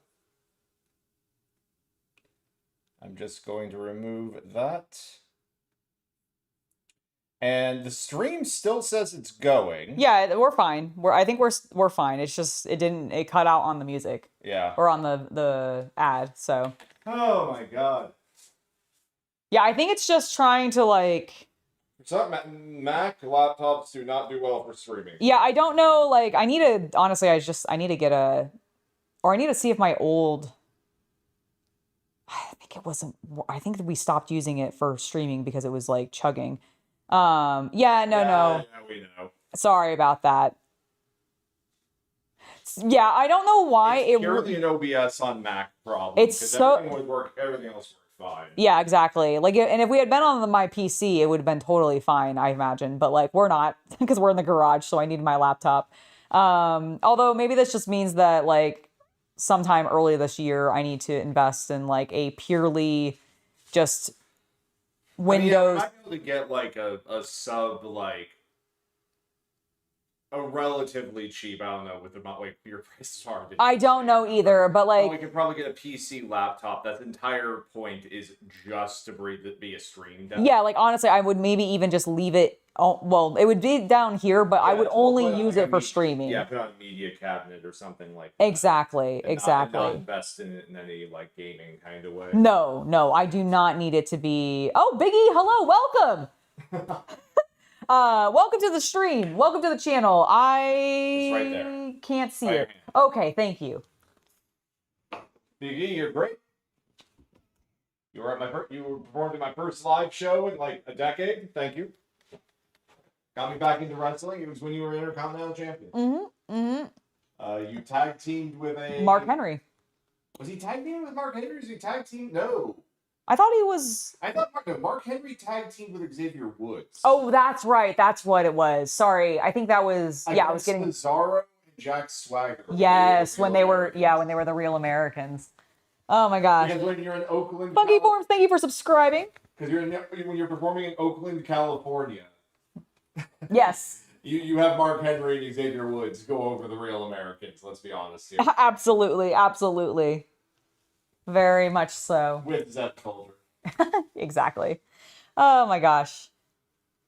Man, I really liked. I'm excited for the. I mean, I liked episode 3 of season 2 pretty. Episode 4, for those of you who have seen the trailer, it looks like a horror episode with a Deathclaw stalking them. Yeah, which I'm really excited for. I'm like, ooh, I like the idea of them leaning into the horror element of Fallout because I mean, it should be horrifying. So are we about to learn then, just with what we know? Is what's the border town around the strip called? I don't remember. Okay. Like I'm wondering, is that town gone? I mean, considering the fact that the Kings are all Gould. And I'm wondering if that Deathclaw, it has made that area its territory. It might have. Which would definitely imply that the area outside of the gates has fallen. Definitely.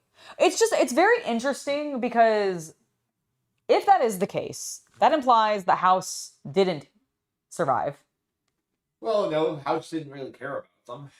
I mean, I guess so, but like but it looked like that Deathclaw was in the Lucky 38. Yeah, true. So like let's assume that it is in the Lucky 38 and house did not survive. And therefore it's at minimum a yes man ending. It can't be an NCR ending, so, and I really don't think it's a Kaiser ending. So it has to be a yes man is really what they're implying.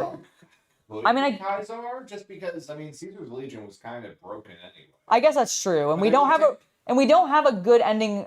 Like we don't have a satisfying like, oh, this is your Kaiser ending because it was all, really, really cut short because it was rushed and everything, right?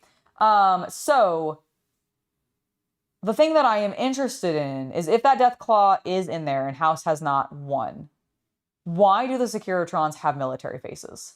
Like, that's the main thing that I don't get, because we definitely saw... They seem to have been upgraded, yeah. Yeah, they seem to have been upgraded in at least canonically, as far as we as players know, in Fallout New Vegas. The only way the Securitrons get the upgrade to get the military face is if House won. So yes, sorry, I didn't mean to. I did see your question, Funky Forms. I was just wanted to finish my thought before I answered that. Let me go ahead and answer that for you. Yes, we are painting Warhammer figures here. We do all sorts of nerdy things. I build Lego. I play some video games. We paint figures both from Warhammer 40k, Age of Sigmar, Fallout, Wasteland Warfare, Marvel Crisis Protocol, Star Wars Legion, as well as Shatterpoint. So like, really, if you're into war games, I've probably painted some, unless it's the historical ones, because I haven't had access to a huge amount of those. Although I do have some Flames of War stuff, and I have painted that on stream a little bit. So technically, I still have painted some of the more historical things. I also build a lot of scale models. So if you're into like Tamiya kits or anything like that, and you're into building like planes, trains, automobiles, whatever, I personally build a lot of armored vehicles and tanks. But I have built some planes. I do have one tiny ship called the Vampire that I also will eventually build, but the ships scare me a lot. And then I've been told that the motorcycle that I have is actually going to be very difficult. So I'm also now a little scared of that one. But it should be fun, honestly. Like, I'm actually very much looking forward to it. But yeah, that's basically what this channel is about. It's basically me sharing my nerdy life and all of the various hobbies that I'm into with y'all, to try to encourage you to get into these hobbies yourself, or pick back up the hobbies that you are into personally. And because I just want to see more people paint. I just want to see more people painting miniatures and sharing their art with people, because I think that makes the world go round, and I love exploring everybody's hobbies and what they're doing with their art. So that's what this channel is all about. Thank you so much for asking, and welcome. Welcome to the channel. It's lovely to have you here. But yeah, so like, that's my feelings on Fallout of like, I'm a little confused as to like, seemingly it does feel like House is lost, yet we have the juxtaposition of the fact that the Securitrons do have the military faces, which as far as us as the players are concerned, only happens when House wins, right? So I'm a little confused. I'm curious, like maybe House lost but didn't actually die and or became an AI or something like that. Feels very... He's House. He had a bunch of contingency plans, right? And he had plenty of years to think about the contingency plan of what happens when this body and this like tube that's keeping me alive fails or gets sabotaged or whatever. So I imagine like to a certain extent, he probably like uploaded his brain into a robot somewhere. And maybe that's how we'll see Yes Man. Maybe Yes Man will have been taken over by House and it took some time. And so the strip fell apart in that meantime, as Yes Man and House were sort of in conflict with each other, and eventually one personality won over the other. I don't really know, but like, there's a lot of potential, and I really want to see where they're going with it. And I'm intrigued enough to be like, all right, I'm enjoying this enough right now because I am intrigued to see like where they're going, because it's just different enough from everything that I was kind of expecting to keep me on my toes. Yes, they do. They have, this is one, you can get this suit from Mob Bunny. Although I got mine off of Miku Costume. It's Mick Costume, because it's M-I-C-C, and then it spells costume. It's M-I-C, and then it spells costume. Or at least that's what I thought. But regardless, it's a Mob Bunny design, and I think they just sell it because I think they're linked in some way. I would be surprised if they weren't. But it does, yeah. It comes with the onesie. It comes with the belt. It comes actually with a Pip-Boy that is a 3D printed, like sort of small one.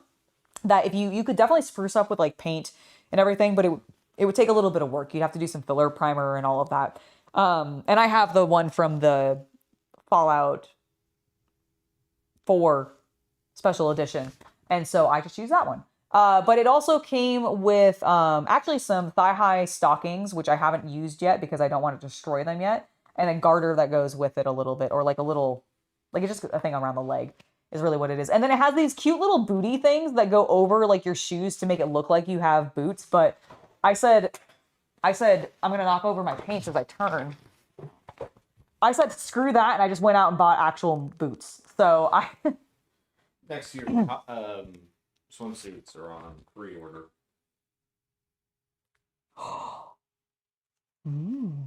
I like it.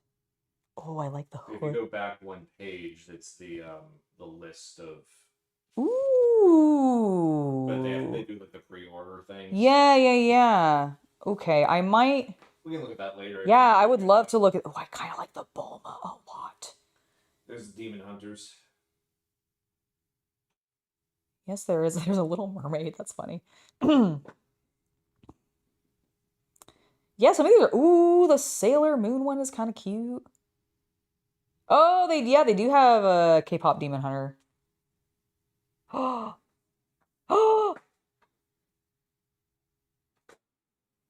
Yes. I like the. How is that One Piece inspired? Isn't that Demon Slayer inspired? Which one am I looking at? The second from the bottom. Oh, thank you. Yeah, so these are 511 boots. That's Demon Slayer. I'm like, that's Demon Slayer, not One Piece. Yeah, I just picked these up from 511. Because honestly, I think 511 is a great place to get like cosplay grade, like really high grade military cosplay stuff. I mean, how many costumes are military boots? So many. And or the shoes aren't important enough that military boots kind of fulfill the purpose because it's some kind of conflict area. Yeah. Because that's most video games and anime and sci-fi.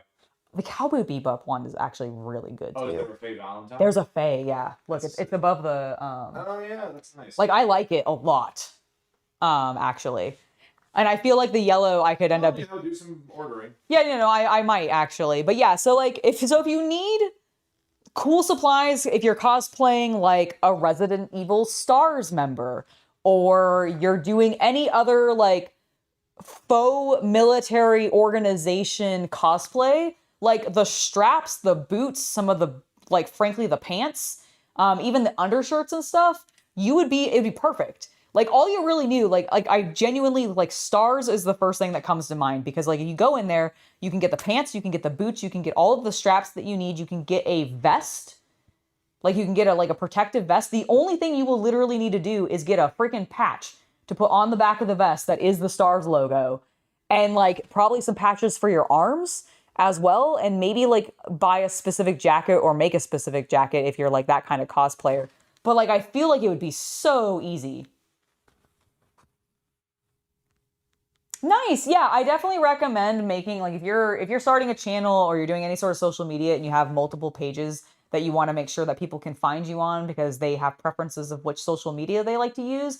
Linktree, there's a couple other ones, like I think one's called like Link Me or something like that. There's a variety of them, but they're very nice to have.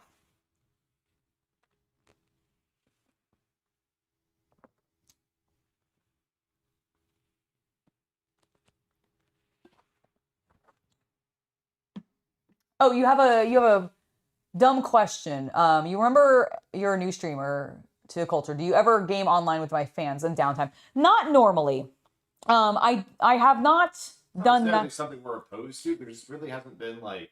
It's gonna say what I was gonna say is I have not, mostly because I don't find that I have time for that, and frankly, when I want to play something in my downtime, I kind of want to do it like privately because I tend to play a lot of solo games. I mean, we could do it as an event, though. I mean, that would be a terrible idea for engagement. All it's also, but to your point. Well, I would want to do it for members. Yeah, that's what I mean. It'd be that kind of thing, but it's also like we're old. Yeah, we play a lot of single player games. I mean, like 76, while is an MMO, and yes, there are people on there. Like even when Chaos Cultist and I play it together, and we're on the same world, we're on a team. But we don't actually do shit together unless we're going to an event and we both are going to that event. Like the likelihood, like even in our questing, we're on different. It's a very solo MMO. Yeah, it's a very solo MMO. So like,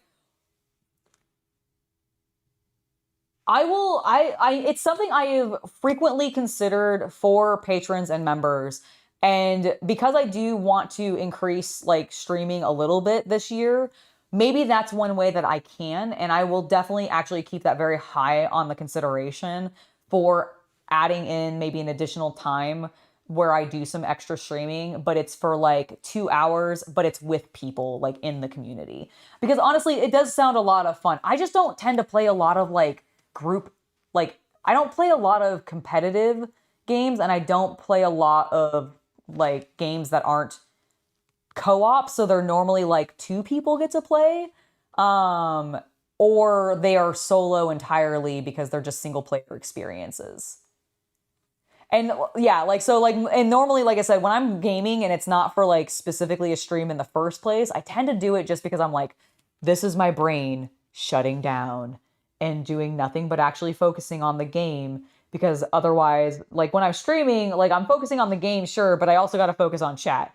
And so it does pull my attention away. And to the people, like to the streamers who consistently do gaming streaming, I so much like kudos to those people, because their attentiveness to their chat while also playing some of those difficult games or doing challenges in those games blows my mind. I don't know if I'd be capable. Which platform do I game on? I mostly game on PC, actually. We do have a PlayStation 5 and I have like a Xbox 360, but I never got an X or a S. So like the only Xbox like one or anything like that. Yeah, we never got a 1, we never got an S, we never got an X. You have a Switch? I do have a Switch, but I don't really use it that often. We have a Steam Deck, but again, I don't really use it that often because if I'm going to be playing something on Steam, I'm just going to be upstairs on my PC, and I don't travel enough for the Steam Deck to be super valuable to me. Although that could be changing in the near future. Like I'm trying to see about going to more conventions. I do have one currently scheduled for April, which I'm excited for. So that should be fun. I'm a little nervous, but I'm also very excited. I do play 76. Yeah, I played Fallout 76. I recently got back into it. I played it originally when it first came out. I actually really enjoyed it. I didn't like that they didn't have NPCs in there, but in regards to like, Chaos Cultist and I had a lot of fun running around and using photo mode and just taking photos together of the various shit we were doing. Because the game was so fresh that we were exactly on the same page. We literally started the game at the same time, so we were questing together. 3 weeks. Yes. Yeah. And then we kind of, we had sort of gotten the sum of what the game was at launch, and we were like, this is fine, but we'll come back in like 7 years. Yeah, and so we came back in 7 years, and we're here now. And frankly, I like where the game is at. There's some bugs that Bethesda should absolutely bloody fix. The servers have been better, I think, because people have chilled out since it's not the mutation weekends and all that. Even then, though, it's like the server like lag when it is busy is really annoying. And then when this is just my personal petty gripe about doing dailies, because I swear to God, they underpopulate the spaces when they're like, okay, we know that everybody's going to get the same dailies to start with. There are no teapots on this planet. There will be no teapots, and there will be no mole miners. Yeah, there will be no teapot. I have a place to consistently find the mole miners. And it's actually a place you pointed out to me. So when you said that you were going to do that, I was like, why? Okay, well, there's a place in the ash heap that is very good for mole miners that has them consistently, and it's one of the towns. And so there's like 8 of them normally. And we only had to like cripple 2 of their heads, so it actually worked out really easily for me. But oh yeah. My laser... Is it a laser pistol? Is that what it... Okay. Yeah. That's a Fallout 3 laser. My Fallout 3 laser pistol. / New Vegas.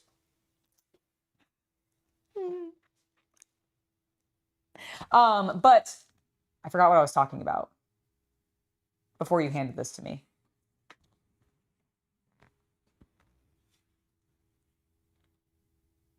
It was the games. We were talking about the games, and I don't remember what it was. 76. And mole miners. Yes, the mole miners, consistent place. But yeah, I swear to God, if you have to pick up an item, predominantly teapots, the game just decides to not spawn teapots at all, ever. And I'm like, why? I know it's because everybody's gone around and picked them up already, but like, gosh darn it. If you put rapid fire on this type in this pistol in Fallout 3, it literally fires. I believe it. I do think, man, I'm so torn because I really, really want them to make a remaster of 3. but I don't know if that's going to be anytime soon. And I kind of want to play 3 again. Because we've been talking about it so much, but I actually, like, it's funny. I like 3 a lot, but I played it so long ago that so many of the characters I genuinely don't remember well. Like, I remember Father, and that's about it. Like, even Moira. Remember Liam Neeson. Yeah, I just remember Liam Neeson because I redid the opening so many times. 'Cause I like going through that opening, and I like doing some of the, like, dorky, like, shit with the kids and, like, all of that. So I always thought that intro to Fallout 3 was really charming. It's actually probably... Of all of the Bethesda games that I have played, and I'm specifically talking about the Bethesda games, not Fallout. I'm not including Fallout New Vegas in this. I would actually say that, I'm going to say that you would be fine to include Fallout New Vegas in this? Oh, well, because, like, I also do enjoy the Fallout New Vegas opening, too, because it's very different from anything else I'd experienced, because very quick.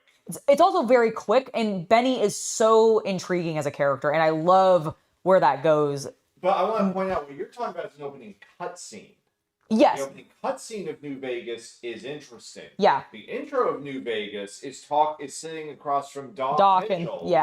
And him going, son, you can't trust the Cylon. True. That is true. Okay, so yes, then I'm going to include, and I'm not including Fallout 1 and 2 because I have not played them. I will include 1 and 2. Do they not have very good intros? They're very quick. Oh, are they also very quick in the same way? The introduction of 1 is cutscene, the Overseer's ugly face telling you that you need to get out there and find the water chip. And you make your character and you spawn outside the gate. Oh, okay. The vault door. Oh, okay, it's that quick. And it's very similar in 2. You sort of get the summary of where things have been. And then you just kind of spawn. You're the grandchild of... of the main character from 1. And you're off to go find a Gek. Got it. Okay, so then I would say arguably 3 has the best intro of any Bethesda game that I've played. And that's including Oblivion and Skyrim. I don't really remember Morrowind's intro. I remember it being vaguely like, I'm on a boat. Doesn't have much of an intro either. It's once again cutscene. You're on a boat. You're a prisoner. You get off. And then I get off the boat. Yeah, and they're like, literally the boat scene is you talk to the character who's like, "Who are you? Yeah. What do you look like?" Yeah, I think I vaguely recall that. And then I never played what was the first one? Not Morrowind, but the Daggerfall. No, Daggerfall. Is that the? That's 2. That's 2. Okay, then was the first one just called Elder Scrolls? Yes. Oh, okay. Well, I've never played Elder Scrolls. I have, and I assume it's probably Elder Scrolls is like text, isn't it? No, but it's like not modern. Okay. And then like I never played Daggerfall at all, but I also kind of imagine Daggerfall's intro is either a lot of reading or also very, very quick and then immediately just into character building. So I would say that at least in regards to the introduction to the world, Fallout 3 kicked ass. The first one, you remember those classic RPGs, and there's been like remakes like Legend of Grimrock, where you have a vision down a corridor, and you have your party members, and you like go forward a step. Yes. And then turn. And it's that kind. That's Elder Scrolls 1. Oh, okay. So yeah, that would have been like terrible. Elder Scrolls 2 with Daggerfall was the one that did the like first giant open world. Yeah, I remember like Daggerfall's map is like massive or something in comparison, realistically, even to like Oblivion and Skyrim. Yeah, but it's literally just miles upon miles of nothingness. Generated trees. Yeah, exactly. But yeah, I think 3 is like, I really liked 3's intro. I was super engaged with it. So every time I restarted the game, which was often because I'm one of those types of RPG players, I just really liked it. So I always actually played it. I never skipped it. I didn't do the thing that I would do in Oblivion and Skyrim where I get through the prison scenes and I'm like, okay, that point where it asks me, are you sure this is what you want your character to be? I do a hard save so that I can come back to that. And if I do want to make any adjustments or restart, I just restart from that point. Now, because draw your attention to Joseph Josar's question. They're just getting into miniature painting, and they would like recommendations for what types of brushes to get. And I'm being specific to say what kinds, not necessarily brand names, because brand names are not that important. Yeah, so I would say when it comes to brushes for miniature painting, I generally like a synthetic natural hair mix or just go pure synthetic bristles. Sometimes people are like anti synthetic bristles, but I think the quality of synthetic bristles modernly is very high quality. If I can simplify this answer a little Yes. bit for you, what I would be looking for when you're at the store is watercolor brushes. Don't spend more than $10 a brush. Yes. You can probably find a pack of brushes for like $8 at your local hobby or art supply store. That would work for this. But yeah, you're looking for watercolor brushes, and if say you're standing in the aisle and they're all labeled by sizes, you're probably wanting brushes in 2, 4, or 6. That's the size ratings. Any smaller than 2, and you're getting into really high detail that I don't recommend for noobs. Anything bigger than 6, and unless you're painting tanks or monsters, it's probably a little too large. So watercolor brushes, synthetic is fine. Sizes 2, 4, and 6. Yes. If you want just a brand name, Army Painter is fine. Army Painter sells miniature brush sets. They're pretty good. I like them. Hashtag not sponsored. Yeah, I was going to say, if you don't like want to just go to your local art supply store and you are instead like, no, I am buying these brushes from my local game store, then I would say, honestly, go with the Army Painter, because I think the Army Painter has phenomenal brushes. I use them very regularly, and they work really well. And you can buy them in a set, which generally comes with like usually some extra things, sometimes clipping tools, sometimes it'll come with a miniature. I don't know if the brush sets always come with extra things, but I know their paint sets always do. And I do really like the Fanatics line for their paint line if you are into the Army Painters stuff. This one's an Army Painter. I was looking for one with the actual size on it. Oh, yes, here, this one. So this, for example, is a size 4. Lower. Show the tip, though. Oh, yeah, sorry. I just wanted to... So that's a size 4. And you can see... I'll just hold up one of these super mutants here. So that's sort of what you're looking at for a size 4. Size 6 is going to be even bigger. And I would really only recommend the size 6 for like base coating, Space Marine armor, that or if sort you're of thing. painting tanks and stuff. Yeah, but if you're doing like miniatures, size 2, 4, maybe thinking about a size 1. Yeah. If you're like, I'm going to be painting details, but I would recommend... Just know the key thing with brushes, and this is just for everybody out there, the key thing for brushes is you don't necessarily have to go super, super small to get fine details. The tip of your brush, especially if you're buying a decent quality brush, should maintain and be able to keep a fine enough point that you with a light hand should be able to do plenty of fine edge highlighting or other detail work with a larger than you might think brush. The thing that I will say is part of that is dependent on how you treat your brushes, because a lot of people, especially when they're new into the hobby, don't always necessarily like clean their brushes super often or do a thorough job when they're cleaning their brushes. And that is very important in actually maintaining the tip of your brush, which will prolong its life, which means you won't have to be replacing it as often, and also mean you get plenty of longevity out of getting many, many miniatures out of it. So I would really recommend like not only investing in a couple of good brushes, and yes, the size 2, the size 4, and the size 6 are really great sizes.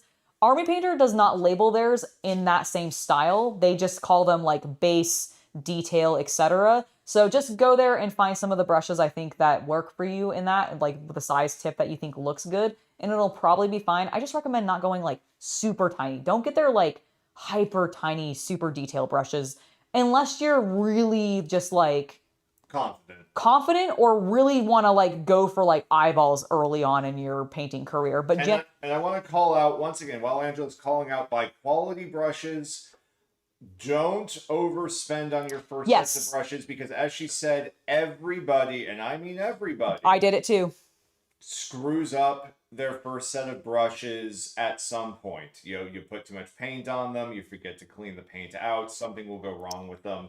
The main thing so if you see like a brush that's like $40, don't do that. Yeah, it might be very good. It might be an excellent brush, but if you don't take good care of it, how to maintain it. Yeah, I was like, but if you don't know how to take care of your brushes properly yet, do not buy a $40 brush yet. So what I would recommend doing is don't buy a paint thinner to clean your brushes. Can you please go get me the tub? Where is it? I believe it is. I think it's upstairs, unfortunately. But yeah, I'm going to show you what I use. I use a very specific brush cleaner. It is very inexpensive. And the thing that I like about it, although you have to remember to clean it out before you go to use it again on your next project, is it's actually a leave-in conditioner, which helps keep the bristles soft and helps those points stay straight because it dries a little bit firm and it keeps everything nice and pointy. You do, again, have to rinse the brush before you use it next because that soap that's in it, because it is a soap, will cause your paint to not stick to the model. So if you do leave it in as a leave-in conditioner, you want to make sure to rinse it out before your next project. And don't just rinse it out into the pot of water you're planning on using through your painting process. Because guess what? You just rinse soap into that water, which means every time you dip your paintbrush back into that water, you're getting soapy residue back onto it. So don't do it there. Do it. I am speaking from so much experience. I have done it so many times, and I'm literally telling myself this because I still do this. It's still a problem I struggle with. But this is what I recommend. I recommend this brand. It's called B&J's, and it's the Master Brush Cleaner and Preserver. I am 90% sure if you just search Amazon for miniature brush shampoo or miniature brush soap, if you just this pops up. Yes, it will. If you type in the Master Brush Soap, it's the first thing. I'm just gonna search brush soap. Yeah, it's gonna be up there. Like pink soap is probably up there as well. And from my understanding, pink soap works pretty well, but it's not a leave-in conditioner. On my Amazon, I search it, and it is the first thing for brush soap. You've bought it before, though, so it's probably doing that from like, you've used this one. Why do you want this one? But yeah, this is what I recommend. It comes in this larger size, and I've had this same tub for like 10 years. The stuff lasts a long time, and you do not need a huge... It's literally just a thing of... It kind of looks and feels like soap. Yeah, it kind of is a circular little bar of soap, but it's specifically designed to work well with the bristles of your brush. And the thing that I also, and this is a great just conversation. This video isn't a terrible idea. No, it's not a terrible idea. It's short. Yes, like 2 minutes short. I think it would be a great 2-minute short. Because the other thing that I really want to point out is when you're using this, not only do you use this to get the paint out of the tip of the brush, but the fennel, which is this metal part that actually holds the bristles in place. Over time, if you are dipping your brush really deeply into your paint pot to the point where the fennel is being dipped into the pot as well, I have done this so many times. I've also just let my contrast colors kind of bleed into it because I wasn't paying attention and I was holding the brush like this while I was talking to people.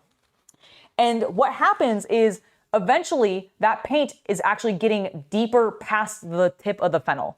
And it's going to settle, and it causes your bristles to separate in the base, which over time is what causes some of that splitting that you might see in your tip. So if you make sure that you're really cleaning, I know, right? So if you make sure you clean the section right next to the fennel and really get the color out of that area, you will infinitely prolong the life of that brush simply by doing that. Just like be thorough and treat them like you would your hair or taking care, like washing yourself.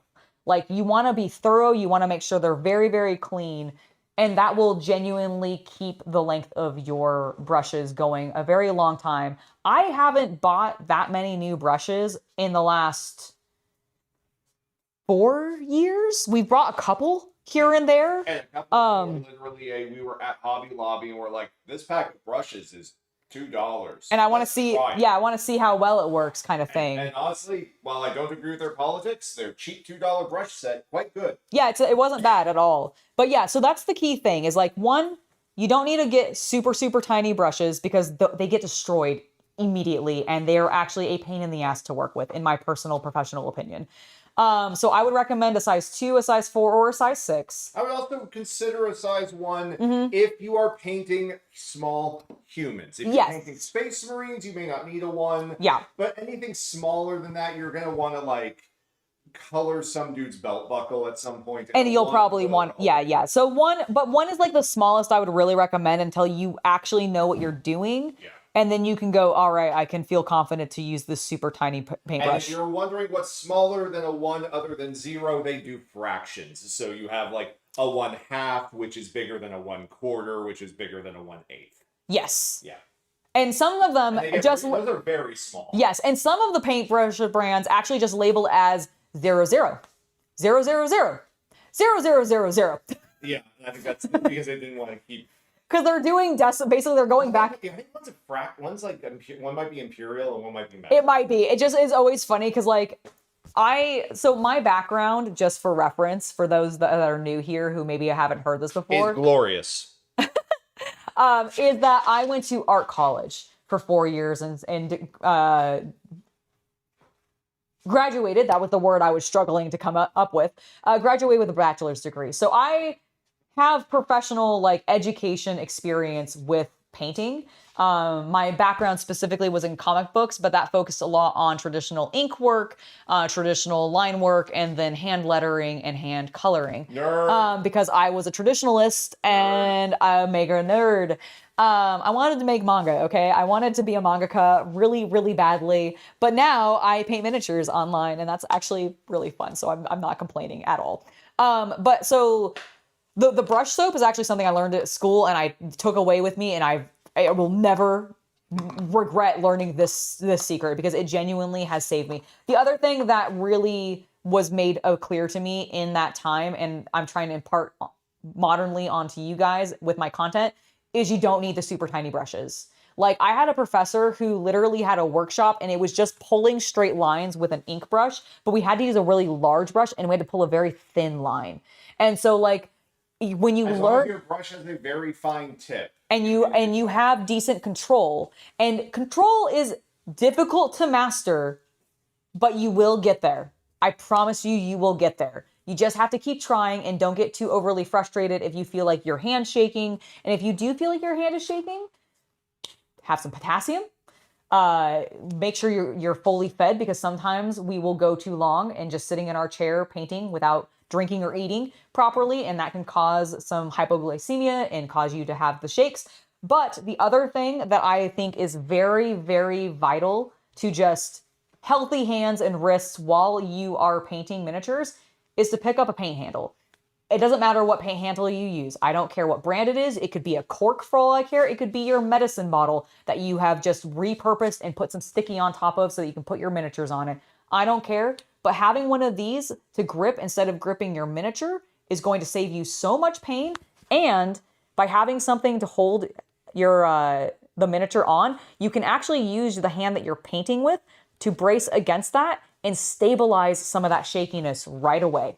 It works really well. It is something that has been immensely helpful to me personally, and I really recommend investing in some kind of painting handle. Again, you don't have to spend money on it necessarily. You can use an old prescription bottle. You can just have some cork, whatever. It doesn't matter. They do make some really nice ones out there, but like you can get whatever you want, but just get yourself some kind of handle. It will be a godsend to you, I promise. Before we call it for today's stream and you begin your YouTube streaming vacation. Yay! Angela, you will be back on Tuesday the 13th. Yes, I will be back on Tuesday the 13th. We will be probably back here in the garage working on painting some more miniatures. I'm hoping we'll be playing Wasteland. Oh, we will probably, that's true. We will probably be playing Wasteland. If we're not painting, we'll be playing Wasteland. Those are the two options for what we're going to start the coming back from our vacation with, and it'll probably be the game. That's my that's my hope. That's the goal. That's the goal. That is our goal. And I think there is one other stream before. Yes. So if you guys enjoy the spicier costumes and want to have some spicy fun with me, then I encourage you to join my VIP page, because tomorrow at 3 p.m. Pacific, I'm going to be having a VIP stream that everybody who's on that page just has immediate access to. You're welcome to join in. We're going to have a lot of fun. We're going to be hanging out. I'll probably end up dancing a bunch. It'll be a great time, and I'm really looking forward to it. I always have fun on, well, really any stream that I do, but the VIP streams especially they're nice. They're fun. I love the way that those ones end up going. So if you want to join me for that, again, that's going to be at 3 p.m. Pacific tomorrow on my VIP page. You can find a link in the video description via my link tree. Anyways, yeah, that's going to be it. We're going to be taking next week off. So no YouTube streams next week. You'll still see content from us. We'll still probably be posting shorts. We'll probably be posting on Instagram and Facebook and Twitter and all of those.